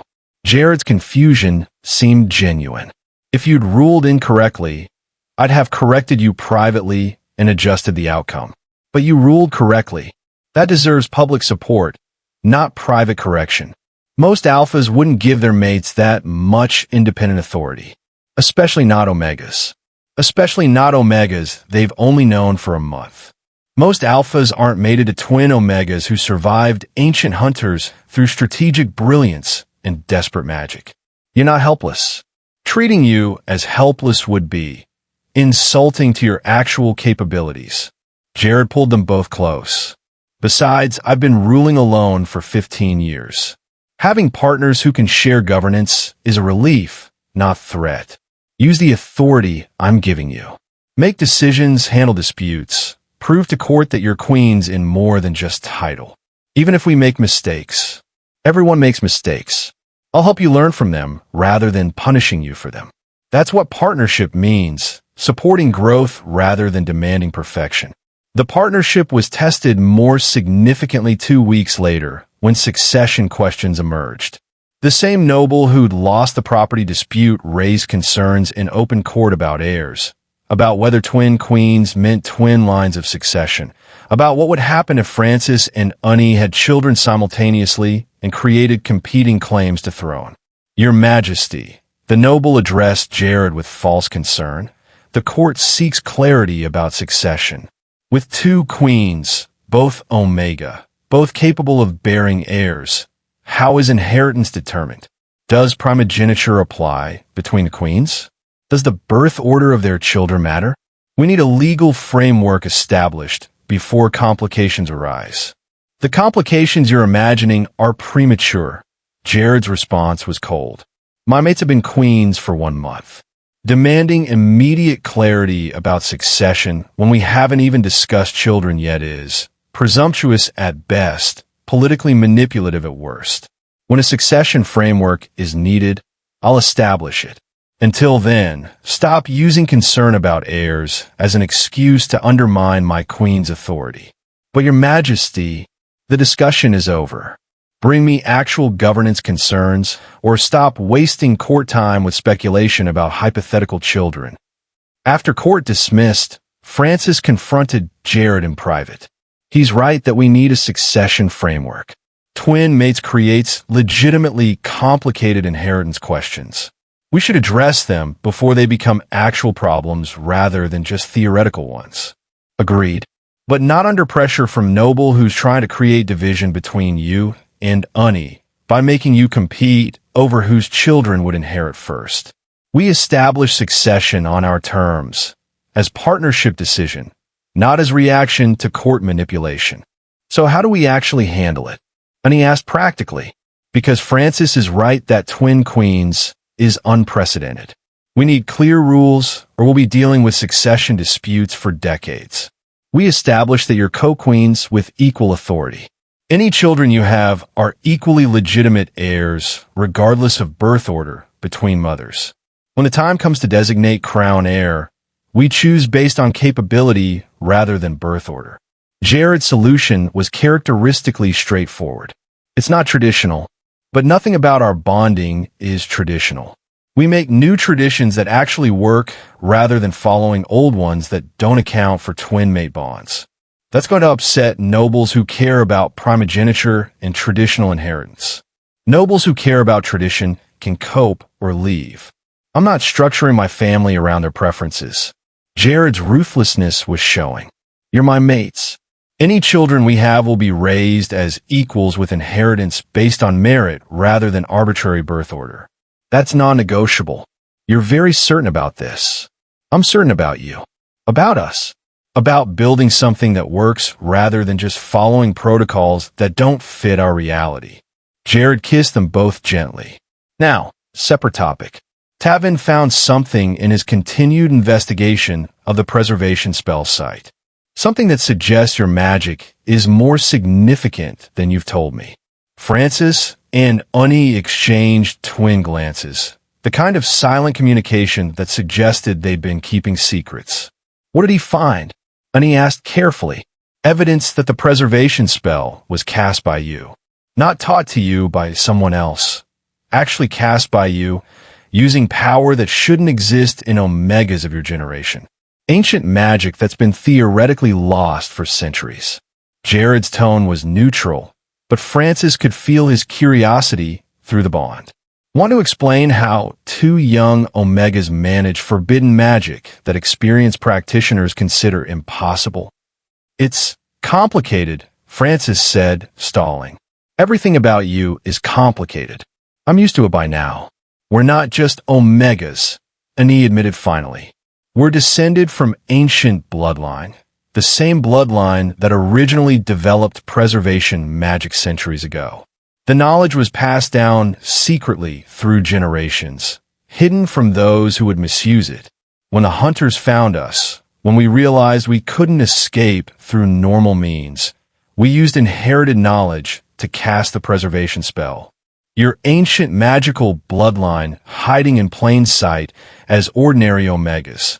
Yes, our family has been hiding for centuries, protecting the preservation magic knowledge from those who'd use it for immortality rather than protection. The Eternal Circle was hunting us not just because we're albino omega twins, but because we're also the only living descendants of the bloodline that created the magic they've been trying to replicate for 300 years. So, eliminating the Eternal Circle didn't just protect you. It protected ancient magical knowledge they'd been seeking. Exactly. And now that knowledge it's ours to protect. To decide who learns it, if anyone. To use for protection rather than exploitation. Francis watched Jared process this revelation. Are you angry we didn't tell you immediately? I'm not angry. I'm calculating what this means strategically. Jared's tactical mind was already working. You have access to magic that supposedly doesn't exist anymore. That makes you valuable targets for anyone who discovers that fact. We need additional security protocols specifically addressing magical threats, not just physical ones. We can defend ourselves magically, Unnie pointed out. The preservation spell isn't the only knowledge we inherited. We're not helpless against magical attack. That's either bravery or delusion. Probably both. We called Jared back in, and he entered with an expression that was carefully neutral despite what I could feel through the bond. His hope, his anxiety, his desperate want balanced against his determination not to pressure us. We'll complete the bonds, Unnie said before he could speak. For protection, for practical reasons, and because we're tired of running. If you're serious about defending us, about treating us as mates rather than just problems to manage, then we're willing to trust that despite the risks. Relief flooded through the mate bonds so strongly I gasped from the impact. Jared moved toward us, his hands finding ours carefully. Prove it. Unnie's magic manifested as crystalline ice forming in her hands. Not frozen water, but pure crystallized magic shaped by will and ancient bloodline power.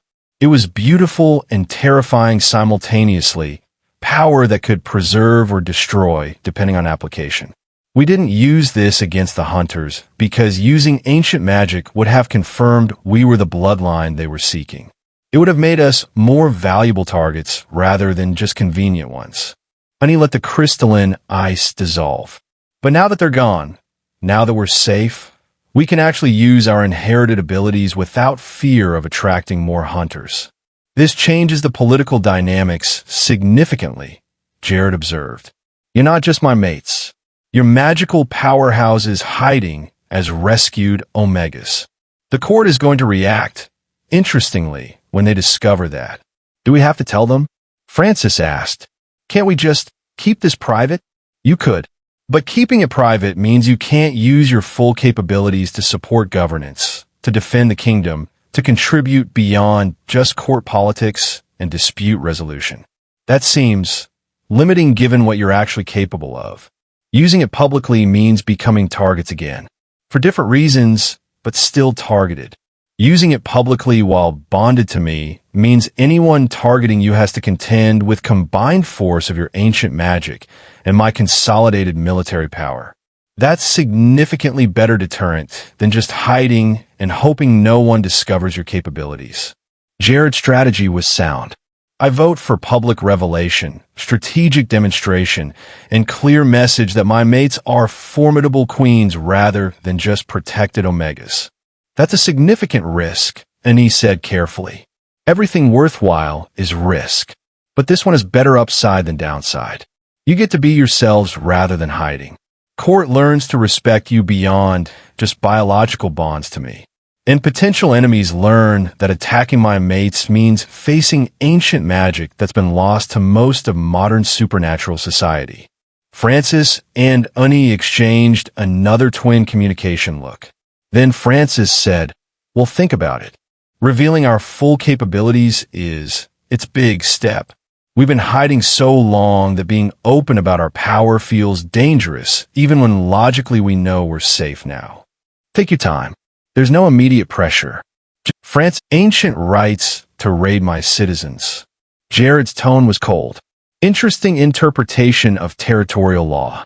Here in the Northern Territories, we call that banditry and eliminate it through military force. Your clan has 3 options. Cease raiding, relocate outside my territories, or continue and face permanent elimination. Choose quickly. You declare war over few villages? That seems excessive. I declare war over any citizens being threatened. The number of villages is irrelevant. Jared stood, his alpha dominance filling the throne room. But rather than conventional war, let me introduce you to my mates. Queens Francis and Annie, would you demonstrate why raiders targeting Northern Territories villages is catastrophically poor decision-making? Francis and Annie rose from their seats, flanking the throne, their magic already manifesting as temperature in the room dropped dramatically. The crystalline ice that represented their bloodline power began forming around them. Not threatening yet, just present, undeniable evidence of magical capability that most modern wolves didn't possess. What is this?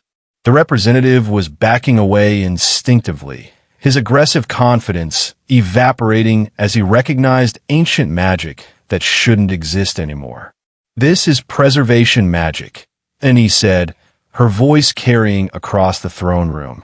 Bloodline power that's been lost to most supernatural society for centuries.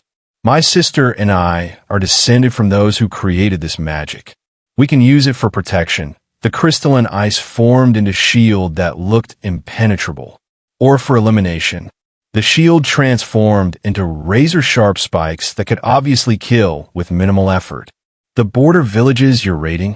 Francis continued, her magic joining Annie's to create display that was both beautiful and terrifying. They're under our protection now. Continue raiding and you'll discover what happens when preservation magic is used offensively rather than defensively. We can freeze your entire clan in crystalline ice that will preserve you indefinitely while you remain conscious. Centuries of awareness while unable to move, unable to die, unable to do anything except exist in frozen stasis. That's what happens to raiders who threaten our citizens. The court had gone absolutely silent.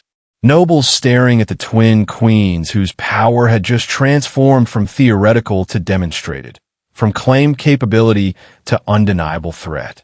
You're the lost bloodline, the representative whispered.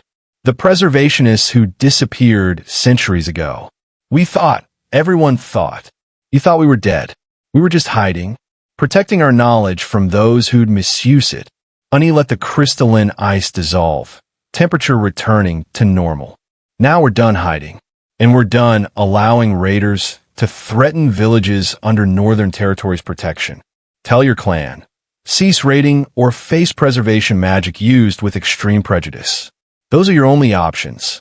After the representative fled, literally fled, running from the throne room with terror obvious in his body language, the court remained frozen in their own way, processing what they'd just witnessed. Then Lord Garrett, one of the more powerful nobles who'd been skeptical about the twins' worthiness, stood and bowed deeply. Your Majesties, the court apologizes for underestimating you. We see now that you are queens in power as well as title. The Northern Territories are fortunate to have your protection. Other nobles followed with their own acknowledgments, some genuine, some calculated, all of them recognizing that the political dynamics had shifted dramatically. The twin queens weren't just the Winter Wolf's mates. They were ancient magical bloodlines with capabilities that made them dangerous independent of their bonding. After court dismissed, Jared pulled Francis and Ani into private chambers with expression that was part pride, part concern. That was more dramatic than I anticipated.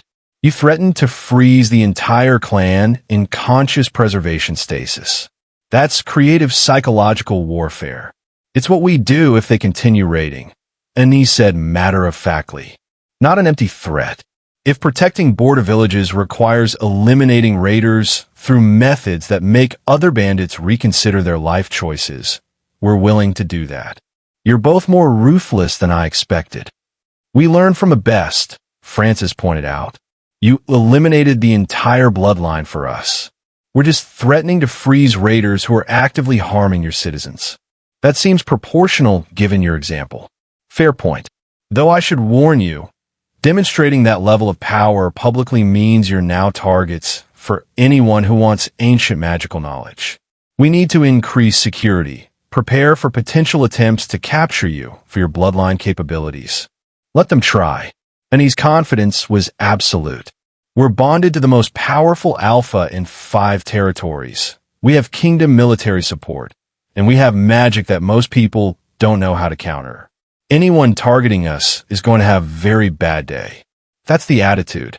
Though please don't freeze anyone without consulting me first. I'd prefer coordinated security responses rather than individual decisions to preserve potential threats in crystalline ice. We'll try to consult, but if someone attacks us and you're not immediately available, we're defending ourselves however necessary. Understood. Just try not to create diplomatic incidents through excessive use of preservation magic. Excessive is relative. What you call excessive, we call thorough. You're definitely my mates. That logic is exactly how I justify my own ruthlessness. The raiders ceased their attacks on border villages within 3 days. Apparently, the clan had decided that risking conscious preservation stasis wasn't worth the modest profits from raiding, and they'd relocated to territories where magical threats weren't part of the defensive equation. Effective deterrent, Jared observed when the intelligence reports confirmed the raiders' departure. They're gone, villages are safe, and we didn't have to commit military resources to elimination campaign. Your threat alone accomplished what conventional responses hadn't managed in months. Because conventional responses assume raiders will take military defeat as acceptable risk, Francis explained. Magical preservation in conscious stasis isn't acceptable risk.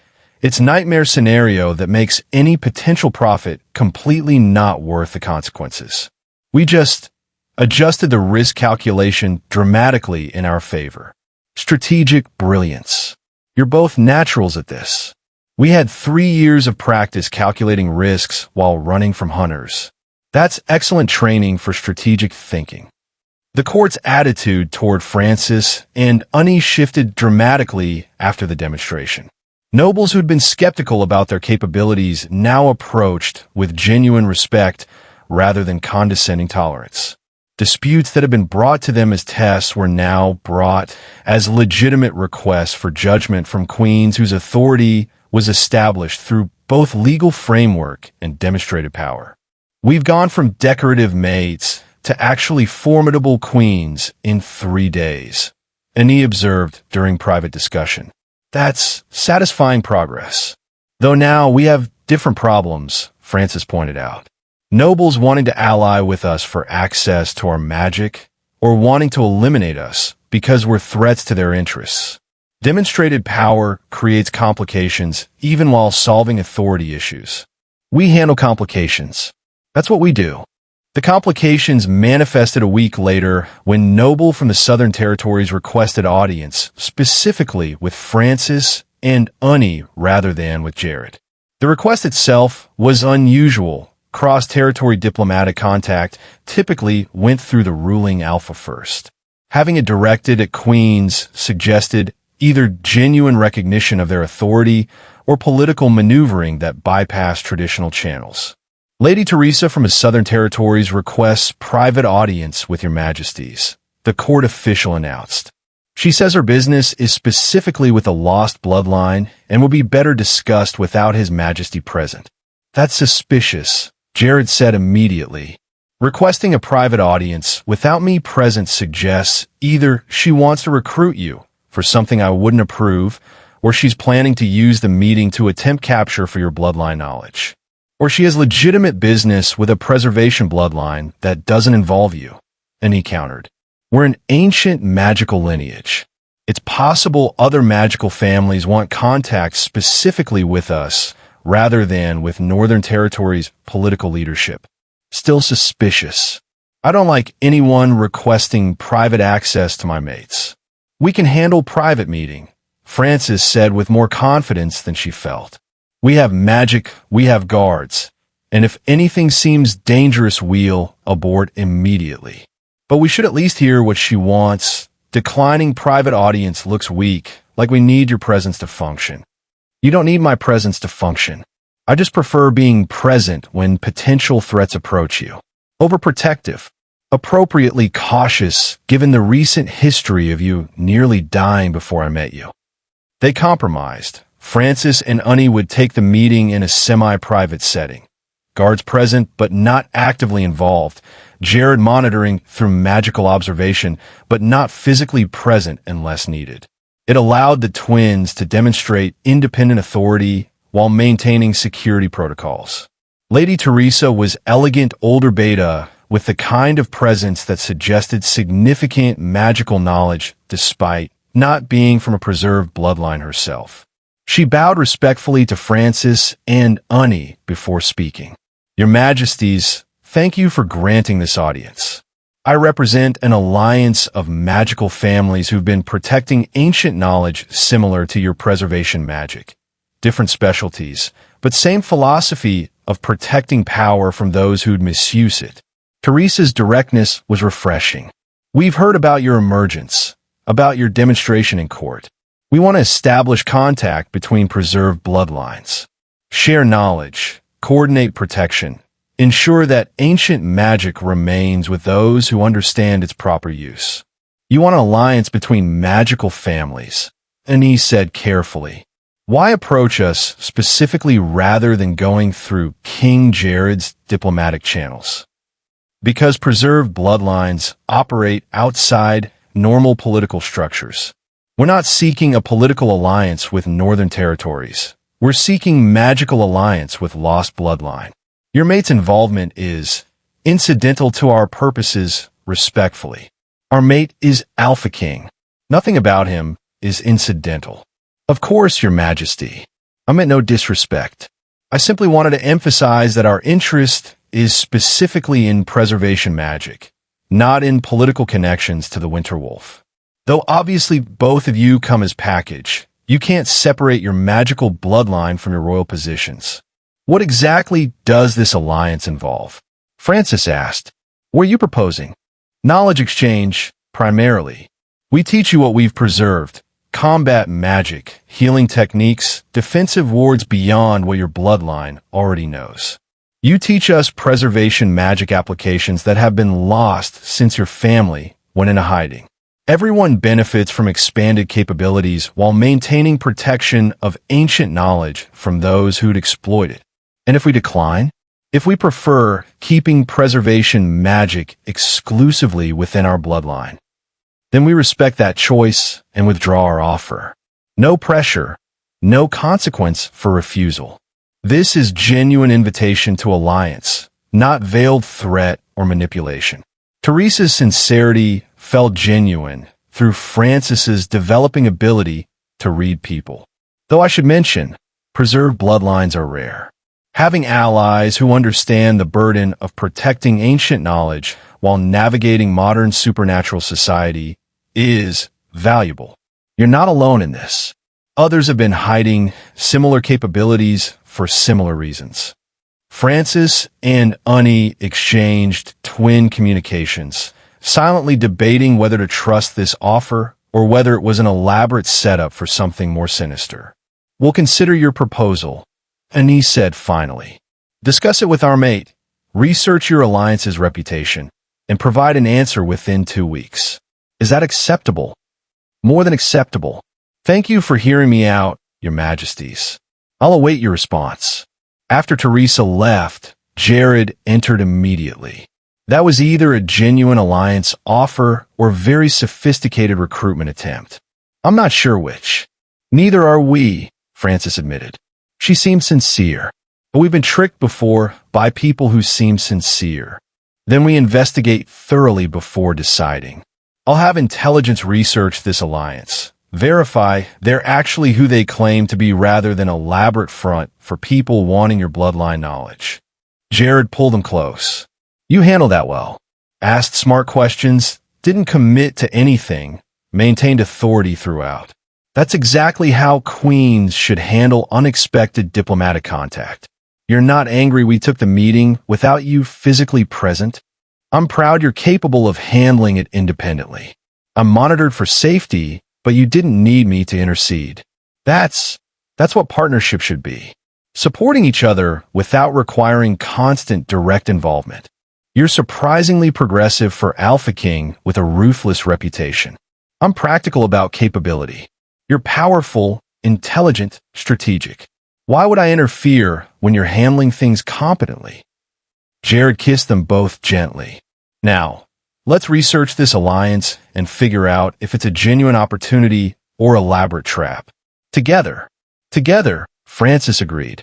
Though if it turns out to be trap, I reserve the right to freeze everyone involved in crystalline ice and display them as a warning to others. That's my ruthless queen. I've taught you well. We're learning from the best." The investigation into Lady Teresa's alliance revealed it was genuine. Established network of magical families who've been operating quietly for centuries, protecting various ancient arts from exploitation. Their reputation was solid. Their purposes aligned with Francis and Unnie's own philosophy about preserving magic responsibly. "We should accept," Unnie decided after reviewing all intelligence. Having allies who understand the complications of preserved bloodlines is valuable. And learning additional magic beyond just preservation techniques makes us more versatile, more capable, better equipped to defend ourselves and the kingdom. I agree, though we should establish clear boundaries about what preservation knowledge we're willing to share. Some techniques should remain exclusively within our bloodline. Obviously, but basic applications, theoretical frameworks, general principles, those we can teach without compromising our unique capabilities. The alliance was formalized 2 weeks later, creating network between Francis and Unnie's preservation bloodline and 7 other magical families with preserved specialties. It was community. Connection with others who understood what it meant to hide power, to protect knowledge, to navigate modern world while carrying ancient capabilities. You've built magical alliance independent of my political structures, Jared observed with what sounded like pride. That's significant. You're establishing yourselves as powers in your own right, not just as extensions of my authority. Does that bother you? Francis asked carefully. That we're developing influence separate from yours? It's a relief. I've been sole power center in Northern Territories for 15 years. Having partners who operate independently while still being aligned with kingdom interests is It's what I needed without knowing I needed it. You're not diminishing my authority. You're complementing it by addressing aspects of governance I'm not equipped to handle alone. We're becoming actual queens rather than just your bonded mates. You've been actual queens since the moment you arrived. You just needed time to recognize your own power. Jared's confidence in them was grounding. Keep building. Keep developing your capabilities. Keep proving that the Winter Wolf's mates are forces to be reckoned with independent of their bonding to me. That's what I want for you. Power and agency, not just protection. You're really okay with us being powerful? I'm mated to you because you're powerful. Why would I want you to be anything less than what you're capable of being? Jared's confusion seemed genuine. You survived ancient hunters, cast impossible magic, preserved yourselves through centuries, and demonstrated bloodline capabilities that make you walking strategic assets. I'd be fooled to want you diminished. I want you at full strength, full capability, full power. That makes us stronger collectively and ensures you're never vulnerable the way you were before. We really did get lucky falling into your lap at that war council. And he said with a slight smile, I'm the one who got lucky. Ruthless kings don't usually get mates who are equally ruthless in their own ways. That's rare blessing I'm not taking for granted. They'd built something real. Partnership that transcended the mate bond. Power structure that was genuinely collaborative. Future that looked significantly better than either past of running from hunters or alternative future of ruling alone. The Northern Territories was stronger for having twin queens with ancient magic. And Francis and Unnie were safer for being bonded to the Winter Wolf, whose ruthlessness extended to eliminating any threat that targeted what was his. It was unconventional, complicated, and absolutely perfect despite originating from being found frozen in ice at the brink of death. Sometimes fate worked in mysterious ways. And sometimes those mysterious ways led to exactly where everyone needed to be. 6 months after eliminating the Eternal Circle, Francis was in the garden with Lady Teresa from the Magical Alliance when the attack came. Not physical attack, magical assault, ancient compulsion magic that hit like a physical blow and tried to force submission. Francis's preservation magic rose instinctively, crystalline ice forming a barrier against the compulsion. But it was strong, stronger than it should be, powered by bloodline magic that felt familiar in the worst possible way. Eternal Circle, Francis gasped, maintaining the barrier with effort. But they're dead. Jared eliminated them. Distant relatives, a voice said from the shadows, and 3 wolves emerged with the kind of ancient power that suggested old bloodline rather than recent descendants. You eliminated our cousins. Destroyed 3 centuries of immortality work. Disrupted magic that sustained our entire extended family. That requires recompense. The Eternal Circle was conducting ritual murder. Your cousins deserved elimination. Francis kept her barrier strong despite the effort. If you're seeking revenge for their deaths, you're targeting wrong people. Be angry at them for creating situation that required their elimination. We're angry at you for existing. If Albino Omega twins had never been born, the ritual would never have been possible. Our family would never have pursued immortality through blood magic, and none of this would have happened. Your existence created the temptation. Eliminating you eliminates the temptation for future generations. That's terrible logic. We're not responsible for your family's choices to conduct murder. The compulsion intensified, trying to force Francis to drop her barrier. She felt Unnie through their twin bond. Her sister was under similar attack elsewhere in the palace, fighting off her own magical assault. Then Jared's presence flooded through the mate bond. Rage so intense, it was practically tangible. Alpha dominance extending across the entire palace grounds as he recognized his mates were under attack. Release them. Jared's voice carried absolute authority, making the attackers stumble despite their ancient power. Release my mates, or discover exactly why people fear the Winter Wolf. We're here for justice. You're here for revenge dressed as justice. There's a difference. Jared appeared beside Francis with speed that suggested he'd been running. The Eternal Circle conducted ritual murder for 3 centuries. My mates were targeted victims who defended themselves through desperate magic. Blaming them for your family's evil it's beyond just morally wrong. It's actively insane. They still need to die to prevent future temptation, to ensure our extended family never attempts the ritual again. Your extended family won't attempt the ritual again because I'm eliminating every distant relative who thinks revenge for justified elimination is reasonable response. Jared's ruthlessness was absolute. You came to my palace. You attacked my mates in my territory. You've signed your own death warrant through catastrophically poor judgment. The attackers tried to retreat, realizing too late that attacking the Winter Wolf's bonded mates on his own grounds was suicide rather than justice. Jared's forces appeared from multiple directions: guards, magical operatives, warriors who'd been training for exactly this scenario since the Eternal Circle's elimination. Capture them alive, Jared commanded. I want information about how many more distant relatives are planning revenge attacks. Then public execution to demonstrate what happens when people target my queens. The attackers were subdued quickly. Their ancient power impressive, but not sufficient against coordinated modern military response combined with Jared's overwhelming alpha dominance. Francis felt her barrier drop as the compulsion magic ended, exhaustion hitting immediately. Jared caught her before she could fall, his arms secure and furious. Are you hurt? Just drained. Maintaining barrier against that compulsion took a lot of energy. Francis leaned against him. Unnie. Where's Unnie? Dealing with her own attackers. She's fine. Tavin reached her before the compulsion could do real damage. Jared's hand cupped Francis's face. This is my fault. I should have anticipated that eliminating the Eternal Circle would create revenge motivation for distant relatives. Should have tracked down extended family and eliminated them preemptively.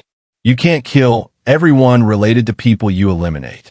That would be actual genocide rather than targeted threat removal.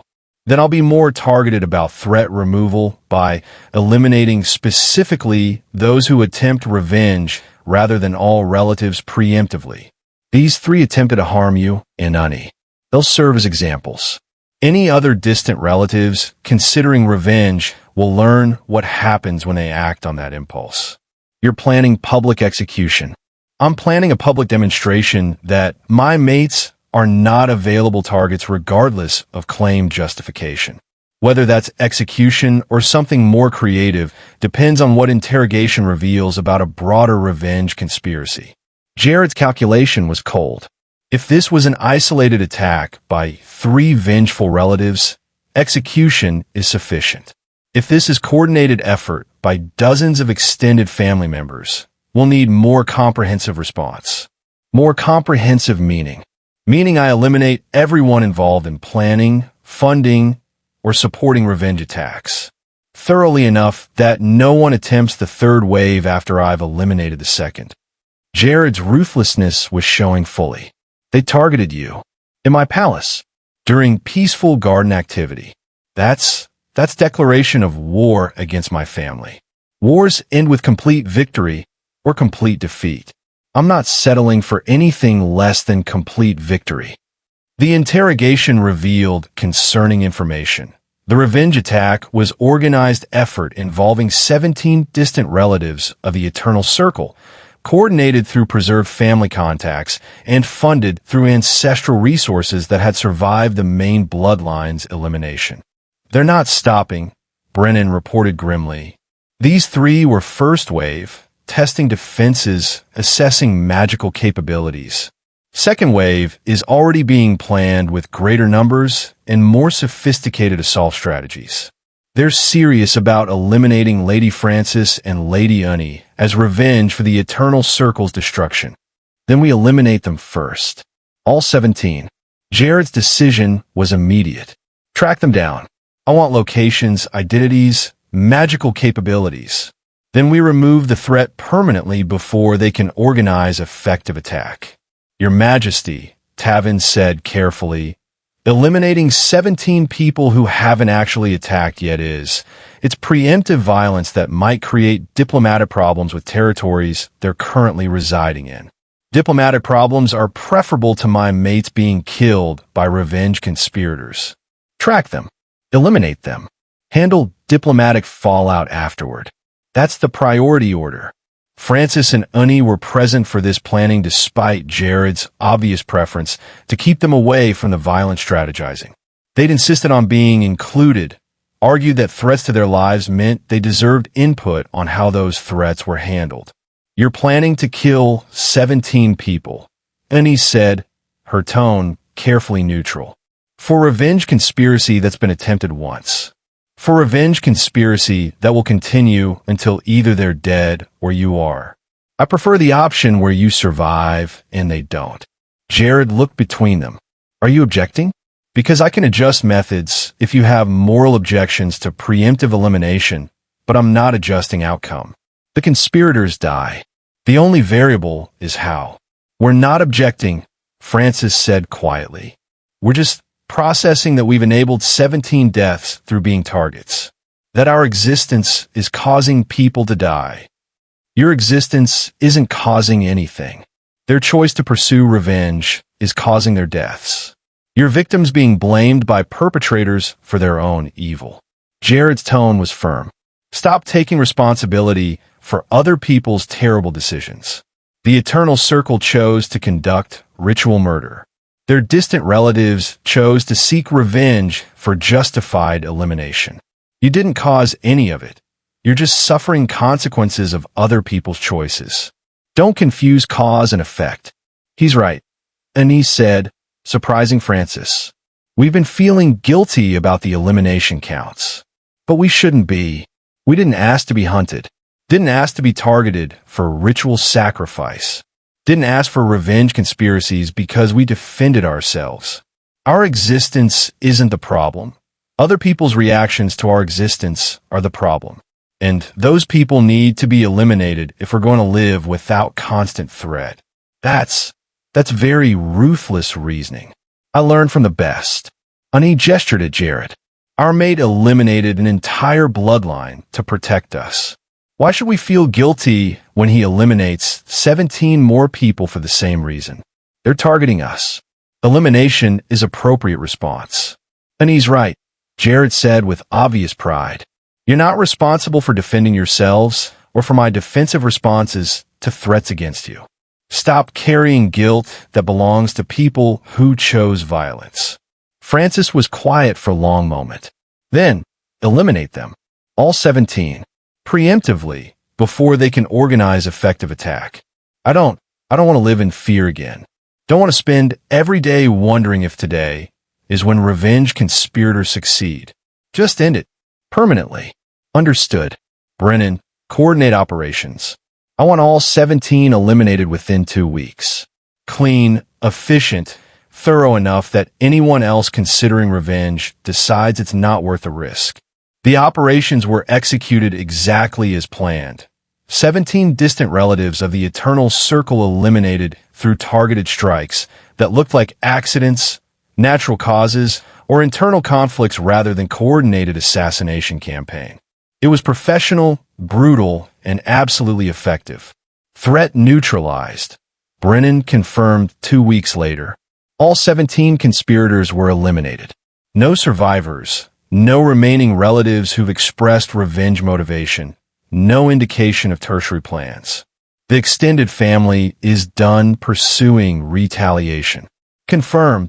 Jared's attention was absolute. Confirmed. Intelligence suggests remaining distant relatives want nothing to do with continued conflict. They've seen what happens when people target the Winter Wolf's mates. They're not interested in becoming casualties in a war they can't win. Good. Maintain surveillance for 6 months to ensure no one changes their minds. But otherwise, the threat is over. Francis and Unni are safe. Permanently safe, or just temporarily safe until the next relative decides revenge is acceptable. Honey asked with dark humor. Permanently safe because I've demonstrated that revenge attempts end with elimination. Anyone who watched 17 relatives die in 2 weeks understands the cost-benefit calculation clearly now. Attacking you costs everything. That's a sufficient deterrent. We're really safe now. Frances said it like she was testing the words, seeing if they felt true. No more hunters. No more revenge conspirators. No more people trying to kill us for our bloodline or because we defended ourselves. Actually safe. Actually safe, Jared confirmed. Which means we can focus on building life rather than just defending against threats. That's what I've wanted since finding you. Opportunity to build something lasting rather than just surviving crisis after crisis. What does building life actually look like? Honey asked practically. We've been surviving so long, we don't know what normal looks like. Normal looks like court duties without expecting attacks. Training in your preservation magic without needing it for immediate defense. Developing governance skills because you want to contribute, not because you're proving worthiness to skeptical nobles. Just existing, without constant threat hanging over everything. That sounds peaceful. Boring, maybe, but peaceful. Peaceful is underrated. I've spent 15 years managing conflicts. Peaceful governance sounds ideal compared to constant crisis management. 6 months after the revenge conspirators' elimination, Frances stood in the same garden where she'd been attacked and felt nothing. No hypervigilance, no constant assessment of threats, no preparing escape routes in case enemies appeared. Just a peaceful afternoon in the garden with her mate and sister, doing absolutely nothing except existing together.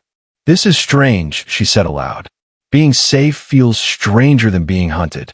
I keep expecting something to go wrong. That's trauma, Jared observed. Your brain learned that safety was temporary, that threats always emerged eventually. Relearning that safety can be permanent takes time. How much time? However long it takes. There's no timeline for healing from years of running and hiding.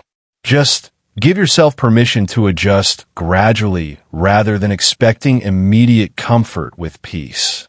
You're very wise for a ruthless king. I'm practical about trauma. 15 years of ruling means understanding that violence affects people differently, that recovery isn't linear, that safety has to be relearned after extensive threat exposure. You're not broken for struggling with peace. You're normal for needing adjustment time. When did you get so emotionally intelligent?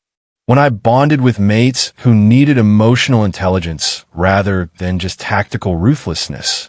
I'm adaptable. Honey joined them in the garden, her presence completing the triad that had become their normal configuration. Tavin wants to discuss expanding the magical alliance. 3 more bloodline families would join, all of them with preserved specialties that complement what we already have. Are you interested? Jared asked. Very. Building a magical community that protects ancient knowledge while sharing innovations it's meaningful work. More meaningful than just being queens who happen to have preserved bloodline magic. Then expand it. Build the alliance into something lasting that outlives all of us. That's legacy worth creating. Network of preserved bloodlines working together rather than hiding separately. You really are okay with us building power structures independent of your political authority. I'm proud of it. You're not diminishing me by being powerful yourselves. You're enhancing kingdom stability by contributing capabilities I don't have. That's partnership, complementary strengths rather than identical ones. Frances watched her sister discuss alliance expansion with their mate and felt something settle into place. Acceptance that this was their life now. Not running, not hiding, not surviving. Actually living, building, contributing beyond just defensive existence. They were safe. Actually, permanently safe. And they were building something meaningful with mate who'd proven himself worthy of trust through consistent actions rather than just words. It was everything they needed without knowing they needed it. The ruthless king who'd found them frozen in ice had given them more than just safety. He'd given them future, where being powerful ancient bloodline wasn't liability requiring hiding. It was asset worth developing. And they'd given him partnership where ruling wasn't lonely burden. It was shared responsibility between equals who genuinely cared about each other beyond just biological bonds. "Thank you," Francis said quietly to Jared, "for finding us, for saving us, for being exactly what we needed even when we didn't know what that was. Thank you for choosing to stay despite my reputation, for building life with me despite having every reason to be terrified, for being exactly the mates I needed even when I'd given up on finding anyone. We really did get absurdly lucky," and he observed, "falling into your lap at War Council. What are the odds? Given that you were frozen for potentially centuries in impossible ice formation, the odds were exactly what they needed to be for fate to work correctly. Terrible timing, perfect outcome. Fate has excellent results, even when her methods are questionable. That seems to be her specialty." They stayed in the garden until sunset, just being together without purpose beyond enjoying the peace they'd fought so hard to achieve. And they knew that whatever came next, whether peaceful governance or new threats emerging, they'd face it together, as partners, as mates, as the winter wolf and his twin queens who'd survived impossible circumstances to build something lasting. It was perfect despite being unconventional, and that was exactly how it should be. 9 months after being found frozen in ice, Francis discovered something unexpected about the mate bond completion. It had awakened aspects of her preservation magic that had been dormant since her bloodline went into hiding centuries ago. "The crystalline ice is forming differently," she told Annie during private magic practice. "It's not just preservation anymore. It's transformation. I can change things, not just freeze them. Turn living tissue to crystal and back. Restructure materials. Create magical constructs that are self-sustaining rather than requiring constant power input. Show me." Francis focused on a training dummy, her magic manifesting as the familiar crystalline ice. But instead of just coating the dummy in preservation stasis, the crystal integrated into the material itself, transforming wood into something that was simultaneously organic and crystallized, living and frozen, existing in state that defied normal magical categorization. That's advanced preservation. The kind of techniques our ancestors used before the bloodline went into hiding. Money's always obvious. How did you access that? I thought those capabilities were lost, though we only inherited basic preservation applications. The mate bond did something. Completing it with Jared created magical resonance that unlocked aspects of our bloodline power that have been dormant or suppressed. I think our ancestors deliberately limited what they taught descendants to prevent misuse, to protect future generations from being targets for their full capabilities. But the mate bond bypassed those limitations because it's not learned magic. It's innate biological connection that can't be restricted the same way. Can you teach me? If the bond unlocked it for you, try accessing deeper layers of your preservation magic.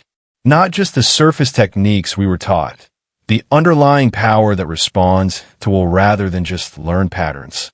Annie focused, her own crystalline ice manifesting with the concentrated effort Francis recognized from years of practicing together. Then the crystal shifted, not just forming but transforming, creating structure that was more sophisticated than basic preservation. I can feel it, and he gasped. The deeper power. It's enormous. How did our ancestors ever control this? Carefully, with training that took decades, with support from other bloodline members who understood the risks. Francis let her own magic dissolve. We need to be cautious about using this. Advanced preservation is powerful, but it's also dangerous if applied incorrectly.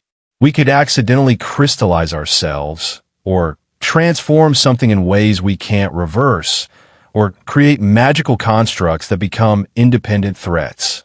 So we practice. carefully, with Tavin supervising to ensure we're not doing anything catastrophically stupid. Annie's pragmatism was grounding. But Francis, this changes everything. We're not just preserved bloodline maintaining ancient knowledge. We're actually powerful enough to use that knowledge at the level our ancestors did before hiding. That makes us walking strategic assets with capabilities most magical families don't have anymore, which means we're valuable, and being valuable means being targets. Francis felt the familiar fear rising despite months of safety. What if revealing we've accessed advanced preservation makes us targets again? What if there are others who want this power? Then Jared eliminates them like he eliminated everyone else who targeted us. That's why we're safe now. Not because threats don't exist, but because we're bonded to someone ruthless enough to eliminate threats before they become problems. You're right. I'm still adjusting to safety. Still expecting everything good to be temporary. That's trauma. Give yourself time. Annie pulled Francis close in twin embrace. We should tell Jared about the power advancement. He needs to know what we're capable of now. Jared's reaction to the revelation was characteristically practical. Show me. I need to understand the full scope of what you can do before we can assess security implications. Francis demonstrated the transformation magic, turning training equipment into crystallized constructs, restructuring materials, creating magical formations that were self-sustaining rather than requiring continuous power input. It was impressive and slightly terrifying in scope. That's beyond what you showed court 6 months ago. That's ancient magic at levels that supposedly don't exist anymore. Jared's tactical assessment was already calculating implications. Can you use this defensively? In combat situations where preservation techniques would be too slow? Theoretically, yes.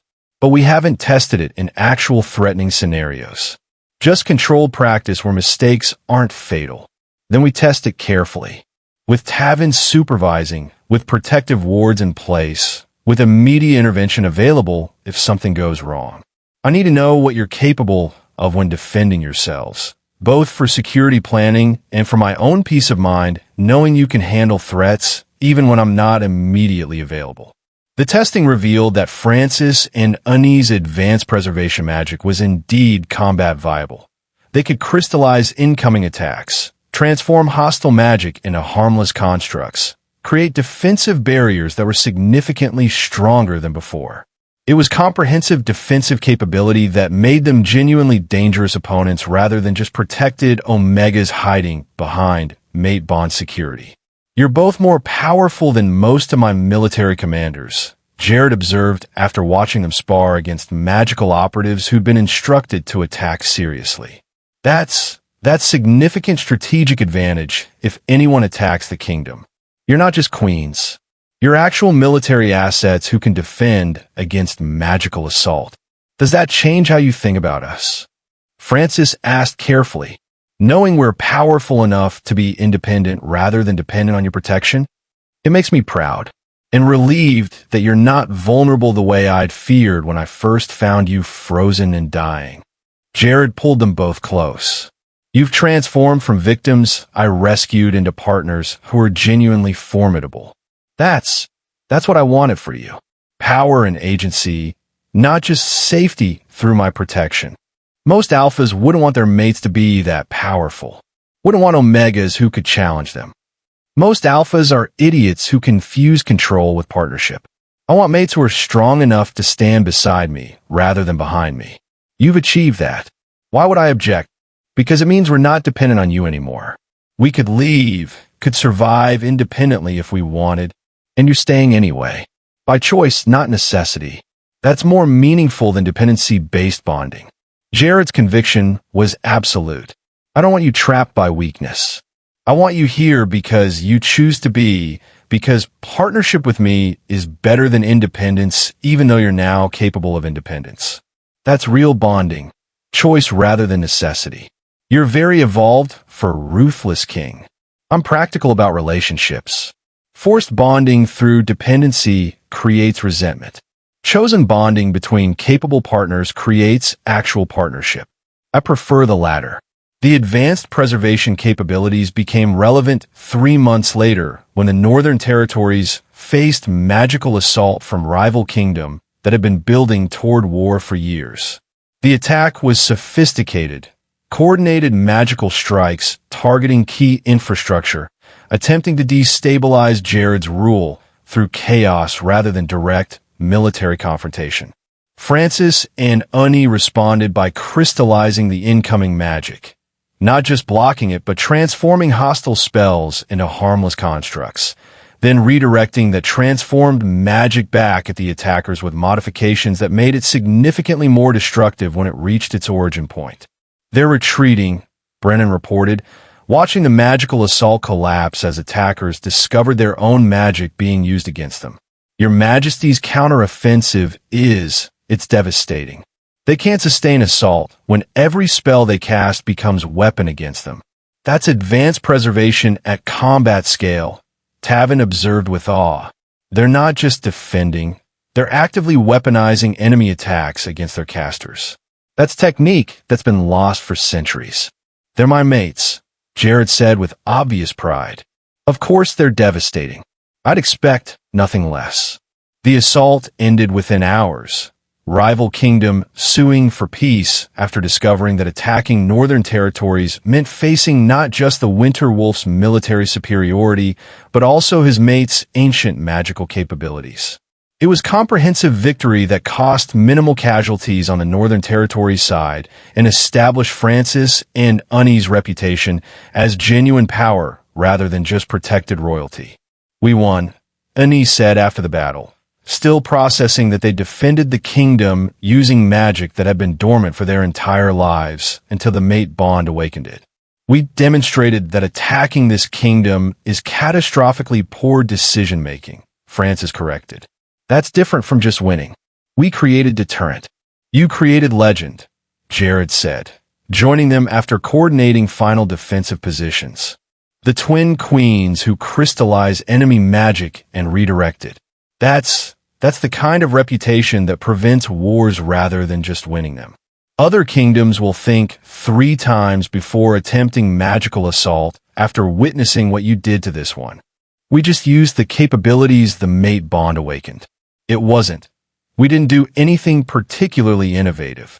You weaponized offensive magic that most practitioners don't even know exists anymore. That's extremely innovative. Own it. You're powerful. You're skilled, and you just saved the kingdom through capabilities no one else could have provided. That's significant achievement. He's right. And he said, surprising Francis. We've spent so long thinking of ourselves as victims who needed protection that we're not accepting when we've become protectors ourselves. We defended the kingdom, using our own power, our own magic, our own strategic thinking. That's what queens do. We're actually effective queens now, not just people wearing crowns. When did you become the confident twin? When I stopped comparing myself to victims we used to be and started recognizing who we've become. We're not running anymore, Francis. We're standing and fighting. That's worth acknowledging. And he's right. Jared's conviction was grounding. You've transformed from survivors into warriors. Both are valid, both are worthy, but the latter is who you are now. Accept it. Use it. Be the powerful queens you've worked so hard to become. Francis felt something shift internally. Acceptance of her own power, recognition that she wasn't just Jared's protected mate, but actual force who could defend herself and others. It was liberating. After years of hiding, years of running, months of adjusting to safety, she was finally accepting that she could be powerful without being targeted. Okay, she said, we're powerful queens with ancient magic who can defend kingdoms. That's who we are now. I can accept that. Good. Because I need you to be that for the alliance expansion Tavin proposed. 3 more bloodline families want to join, all of them with combat applications of their preserved magic. They want to know if we're establishing military magical force that can defend against threats traditional armies can't handle. Jared's strategic mind was already planning. If you're interested in building that, in creating magical defense force that protects preserved bloodlines while also serving kingdom security. Now's the time to develop it. You want us to build magical military force. I want you to use your capabilities however you think is most effective. If that's magical defense force, excellent. If that's something else, equally excellent. You're powerful and strategic. Apply those qualities however makes sense to you. The magical defense force became reality over the next 6 months. Alliance of preserved bloodlines with combat applications working together to defend against magical threats that traditional military couldn't handle effectively. Francis and Unnie led the coordination, their advanced preservation magic serving as foundation for broader defensive network. We've built something lasting, Unnie observed during one alliance meeting. Not just for us, for every preserved bloodline who's been hiding for centuries, afraid to use their capabilities publicly. We've created space where ancient magic is valued rather than feared, where bloodline families can contribute without being targeted. That's legacy work. That's Queens building future rather than just managing present, Jared agreed. I'm proud of you both for taking power you awakened through mate bond and using it to build something that benefits everyone rather than just yourselves. We learn from the best, Francis said with a smile. You showed us that power used responsibly creates stability rather than fear. We're just applying that lesson to magical community building and doing it extremely well. The magical defense force has already prevented 2 potential conflicts through deterrent effect alone. That's successful defense policy, preventing wars rather than just winning them. We're effective queens, Unnie said with satisfaction. Actually, genuinely effective. Not just because we're bonded to you, but because we've developed capabilities and used them well. You were always going to be effective, Jared corrected gently. You just needed time to recognize your own potential and opportunity to develop it. I'm just grateful I got to witness the transformation from frozen victims to powerful queens who change kingdoms through strategic magic use. You're the reason the transformation was possible. Without your ruthless protection, without your support of our power development, without your absolute conviction that we were valuable beyond just mate bonds, we'd still be hiding rather than building. Then we all contributed to each other's growth. That's what good partnerships do. Make everyone better through mutual support rather than competition. They were right about that. The mate bond had awakened power that changed Francis and Unnie from survivors to protectors. But it was Jared's support, his ruthless elimination of threats, his encouragement of their independence that had made using that power sustainable rather than dangerous. Together, they'd built something remarkable from impossible circumstances. And they were only getting started. 5 years after being found frozen in ice, Francis stood in the throne room during formal court session and recognized how completely their lives had transformed from that desperate moment when they'd used forbidden magic to escape hunters. She and Unnie were no longer running survivors.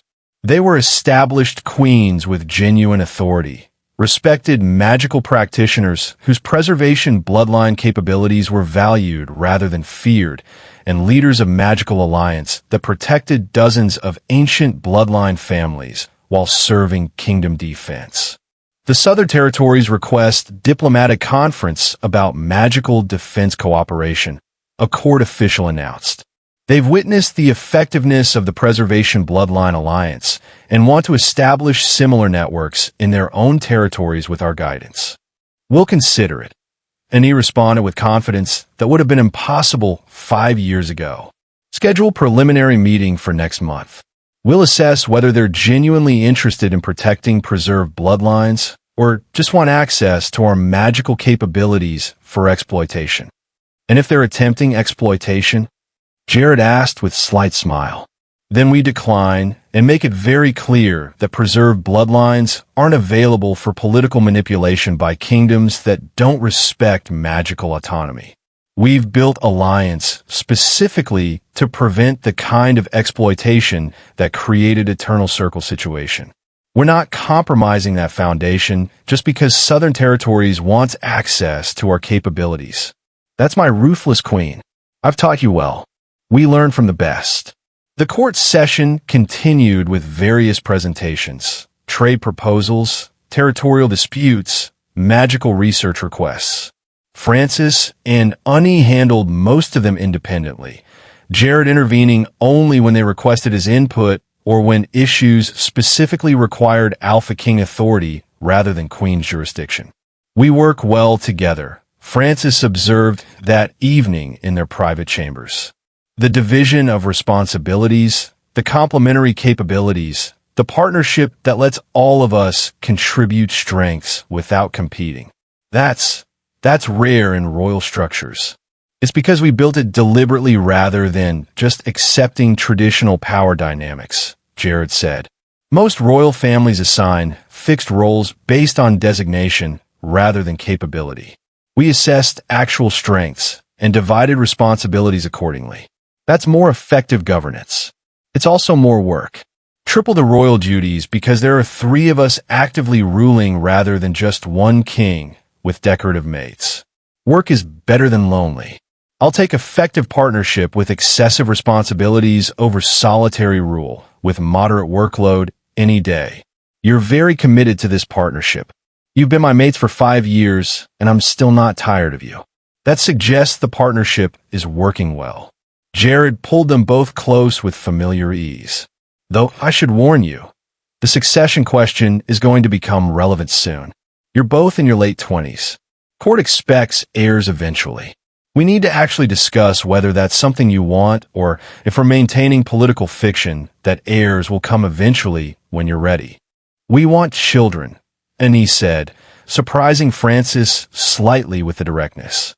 Eventually, not immediately, we're still building the magical alliance, and that requires travel, negotiation, time commitment that wouldn't be compatible with pregnancy and infant care.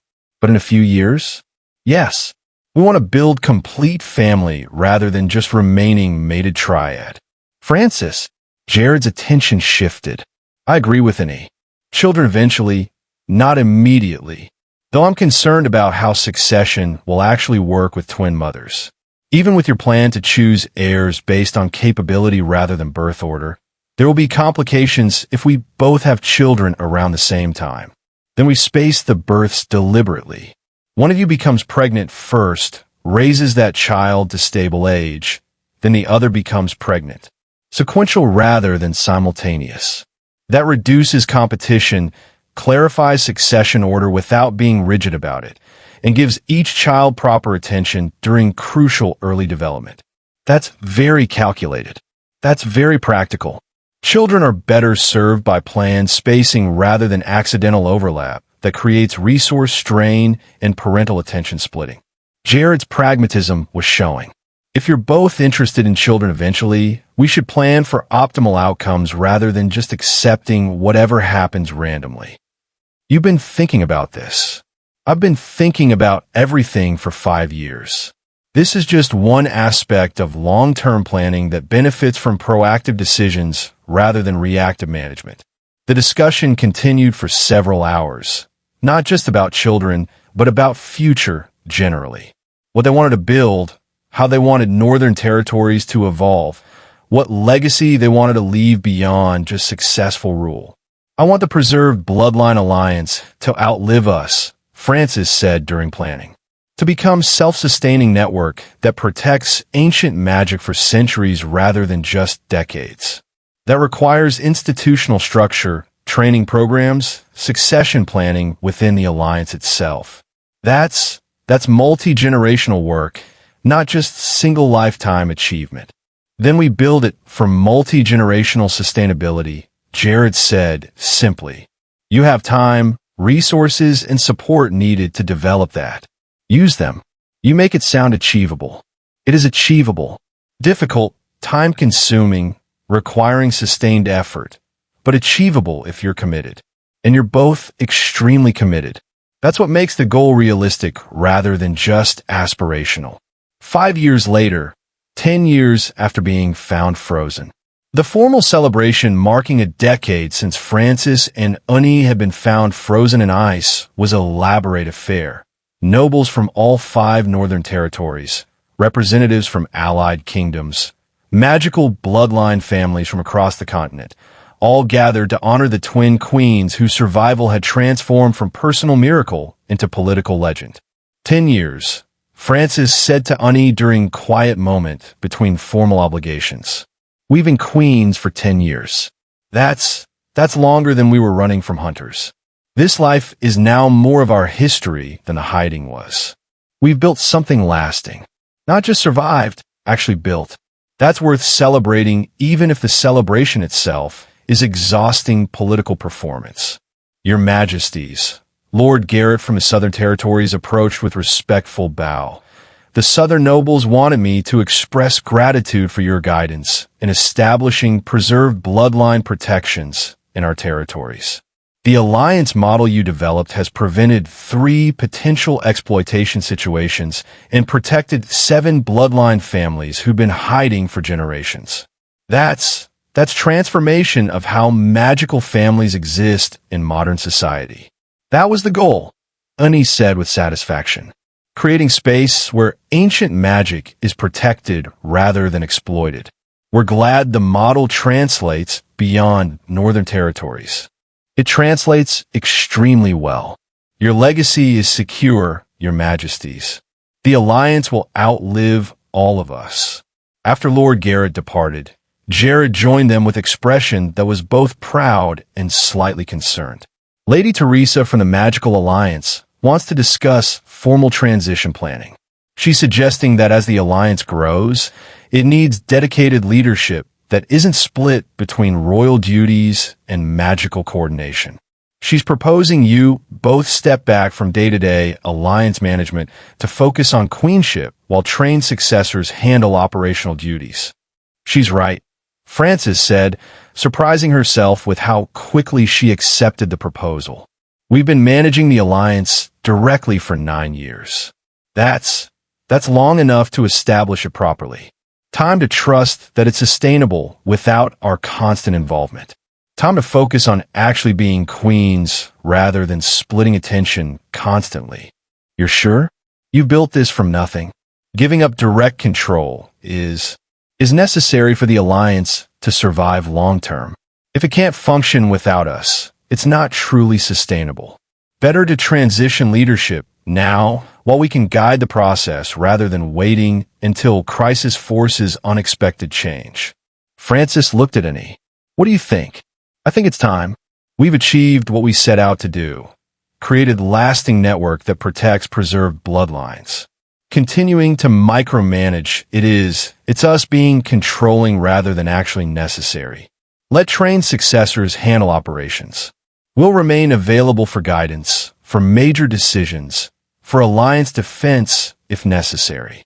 But day-to-day management should transition to people who aren't splitting focus between magical coordination and kingdom governance. That's very mature decision-making, Jared observed. Most rulers struggle with delegation because they confuse necessary involvement with control needs. You're distinguishing between them clearly. We learn from the best. You delegated military coordination to Brennan years ago, despite being brilliant tactical commander yourself. Same principle. Trust capable people to handle what they're trained for rather than insisting on personal involvement in everything. The transition happened over the next 6 months. Careful handoff of Alliance leadership to train successors who'd been developing under Francis and Uni's guidance for years. It was relief. Having the mental space to focus on queenship, on kingdom governance, on building relationship with Jared without constant split attention to Alliance coordination. We have time now, Francis realized one evening. Actual time, not just stolen moments between obligations. Time to actually live rather than just manage constant responsibilities. Time to consider the children discussion we tabled 5 years ago. And he added, we said eventually. Eventually is now if we want it to be. Are you ready? Jared asked carefully. Actually ready, not just theoretically willing. I'm ready. And he said with conviction. I want to build complete family. Want children who grow up in the safety and stability we created rather than in the fear and running we experienced. Want to have something beyond just kingdom legacy. Something personal. Francis, I'm ready too. Scared but ready. We've built sustainable kingdom governance. We've established the magical alliance. We've achieved the major goals we set for ourselves. Time for personal goals alongside political ones. Then we start trying. Intentionally, with any first per the sequential planning we discussed. Then Francis in a few years once the first child is stable. Spaced deliberately for optimal outcomes rather than accidental timing. The pregnancy happened quickly. Within 3 months, Annie was confirmed expecting. Healers monitoring carefully given the significance of the heir and given that Annie was Omega carrying Alpha King's child in situation where size differences created potential complications.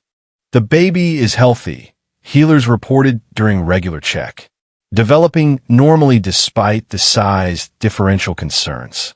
We'll need to monitor closely as pregnancy progresses, possibly deliver early if complications arise. But currently, everything looks good. How early might you need to deliver? Jared's protectiveness was showing. Potentially a month early. Omega frame, carrying alpha heir creates strain that's manageable but requires careful monitoring. We'll make decisions as situation develops. The pregnancy progressed well despite Jared's constant worry and the court's fascinated observation. Annie handled being publicly pregnant with characteristic pragmatism, adjusting her duties for physical limitations while maintaining her authority through strategic delegation. You're doing well, Francis told her sister during quiet moment. Managing pregnancy and queenship simultaneously. That's impressive. I'm managing by accepting help rather than insisting on doing everything myself. That's growth from the independence that used to define us. Learning to accept support without viewing it as weakness. Jared's influence. He's been teaching us that partnership means accepting help. Best thing he's taught us. That and how to be ruthless toward actual threats. The baby was born slightly early, but healthy. Son who was obviously inheriting Jared's size and Annie's distinctive coloring. Pale hair, amber eyes, the kind of striking appearance that was going to make him memorable prince. He's perfect, Jared said with awe that was completely at odds with his ruthless king reputation. Absolutely perfect. He's loud, Annie corrected, though her smile suggested she didn't mind. Very loud. I think he inherited your commanding presence along with your size. What are you naming him? Francis asked. Rowan, Annie decided. After General Rowan, who helped protect us when we first arrived. Seemed appropriate. Naming him for someone who contributed to us feeling safe enough to build this life. Rowan Chisholm. Jared tested the name. That's good. Strong name for Prince who's going to inherit eventually. He's not inheriting immediately. He's got years before succession becomes relevant. But yes, Prince Rowan, future Alpha King, currently just very loud infant who needs constant attention. Court celebrated the birth enthusiastically. Heir to the Winter Wolf's throne, first of the next generation, symbol of stability and continuity. Nobles who'd been skeptical about the twin queens a decade ago now fully accepted them as legitimate royalty whose children were proper heirs. They're celebrating us now, Francis observed. We've gone from suspicious rescued Omegas to established queens with legitimate heirs. That's complete transformation of our position. That's 10 years of consistent effective rule, proving your value beyond just mate bonds. Jared corrected. You earn the acceptance. Don't diminish your achievements by attributing them to just time passing. He's right. And he said while managing infant Prince. We transformed ourselves through deliberate effort. The court acceptance is reward for that effort, not just gift of time. 3 years after Rowan's birth, Frances became pregnant with the second child. Daughter who would complete the heir security and provide Rowan with sibling rather than forcing him to grow up in the isolated way Jared had experienced as only child. She's healthy, healers confirmed during monitoring. Developing normally, manageable complications, good prognosis for healthy delivery. The daughter, named Sylvie after General Rowan's hidden daughter whose story had moved Francis when she'd first learned Northern Territory's history, was born without major complications, completing the family Francis and Unnie had been building. 2 children, Francis said while holding her daughter. We have actual family now. Not just survival partners or bonded mates. Actual complete family with children who'll grow up safe and loved. That's what you wanted when you said you were ready for children, Jared reminded her. Complete family. You've achieved it. We achieved it together. All 3 of us building something that seemed impossible 10 years ago when we were barely surviving each day. 13 years ago, Annie corrected. If you count from when we were frozen. We've been building this for 13 years total. 3 years running before freezing, 10 years after being found. That's significant portion of our lives spent creating this reality. Best portion, Francis said firmly. The running was survival. This is living. 15 years after being found, the legacy secured. The formal celebration marking 15 years since their discovery was quieter than the 10-year anniversary.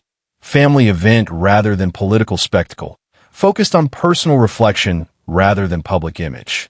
15 years, Jared said while watching Rowan and Sylvie play in the garden. You've been my mates for 15 years. That's as long as I ruled alone before finding you. This partnership is now equal to my solitary reign in duration. And significantly more successful, Francis pointed out. The Northern Territories is more stable, more prosperous, more magically integrated than when you ruled alone. Partnership works better than solitary authority. Always has. I just needed to find the right partners to demonstrate that. Jared pulled them close.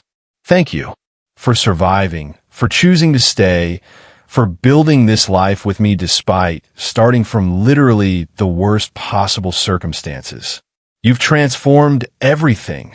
Kingdom, magical community, my own understanding of what rule can be when shared with capable partners. That's legacy that outlives any individual achievement. You're welcome. Though we should be thanking you too, for finding us, for being ruthless enough to eliminate threats, for supporting our development into actual powerful queens rather than just protected mates. We couldn't have built this without your foundation. Then we all contributed appropriately. That's what good partnerships do. Annie's attention was on their children playing. They're growing up in peace we created. That's what I wanted most. Safety for next generation. No running. No hiding. No desperate magic to escape threats. Just childhood. Normal, safe childhood. They're not growing up normal exactly, Francis corrected. They're growing up as royal heirs to powerful kingdom with mother, who has ancient bloodline magic, and father, who's most feared king in 5 territories. But they're growing up safe, which is what matters. Safety, love, stability. That's what childhood should be. They have all of that. We've achieved what we set out to achieve when we decided to have children. Now we just need to avoid screwing them up despite being powerful royal parents with complicated backgrounds, Jared said with dry humor. Tavin says that's impossible to avoid completely. All parents screw up their children in some ways.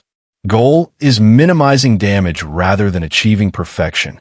Tavin is very wise for someone who's never had children. He reads extensively. Apparently, parenting theory is one of his interests. They watch their children play, processing that they'd built complete life from circumstances that should have killed them 13 years ago when they'd chosen desperate freezing over capture. We survived, Francis said quietly. Not just physically, we survived emotionally, mentally, spiritually. We didn't let the trauma destroy us. We built something beautiful from the wreckage of being hunted.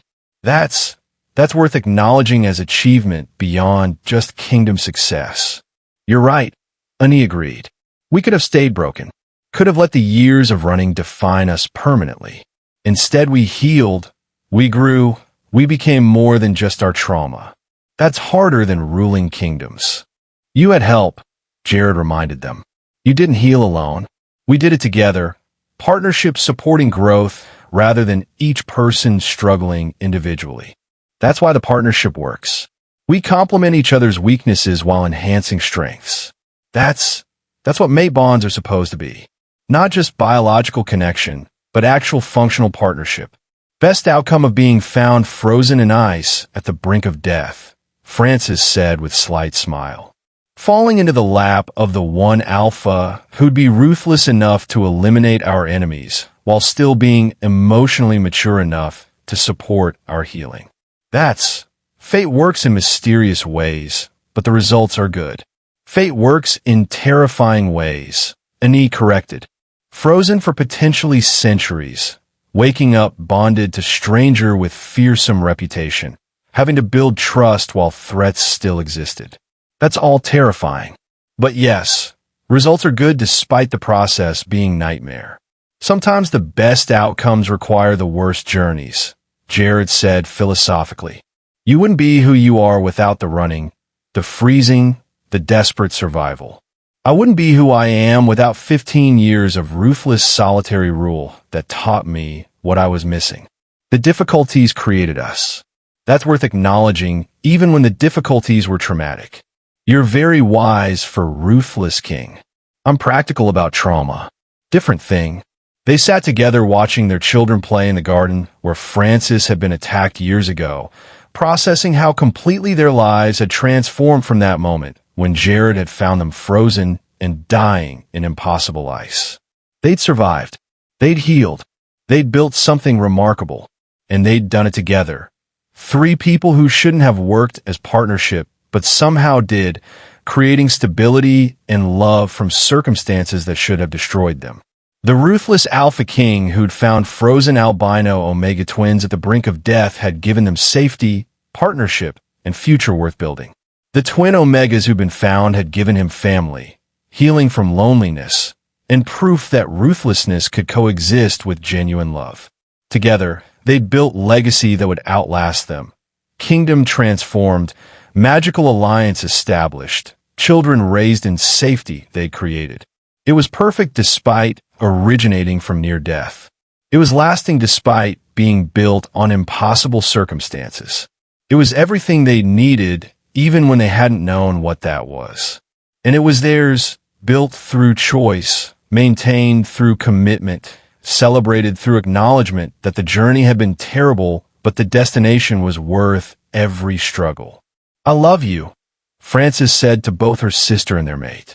Thank you for building this with me, for surviving, for choosing to stay, for creating something beautiful from the wreckage.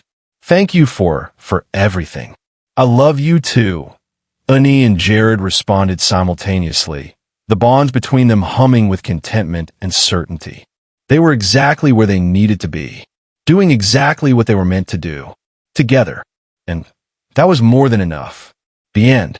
And that's the complete story. Snowflake crowned two hearts, the ruthless Alpha King, found frozen twin albino Omegas at the brink of death. He eliminated ancient hunters, destroyed revenge conspirators, supported their magical awakening, and built complete family with them. Francis and Ani went from running survivors to powerful queens with ancient bloodline magic. Together, they transformed an entire kingdom and created lasting peace. Favorita moments. Jared finding them frozen in impossible ice. The dramatic mate bond snapping into place for both twins, eliminating the eternal circle in 2 weeks. Francis and Ani demonstrating their preservation magic in court. The magical defense force creation, defeating the magical assault through weaponized defense. Building complete family with Rowan and Sylvie. 15 years later reflecting on how far they'd come. Smash that like button if you loved this story of ruthless protection becoming genuine love.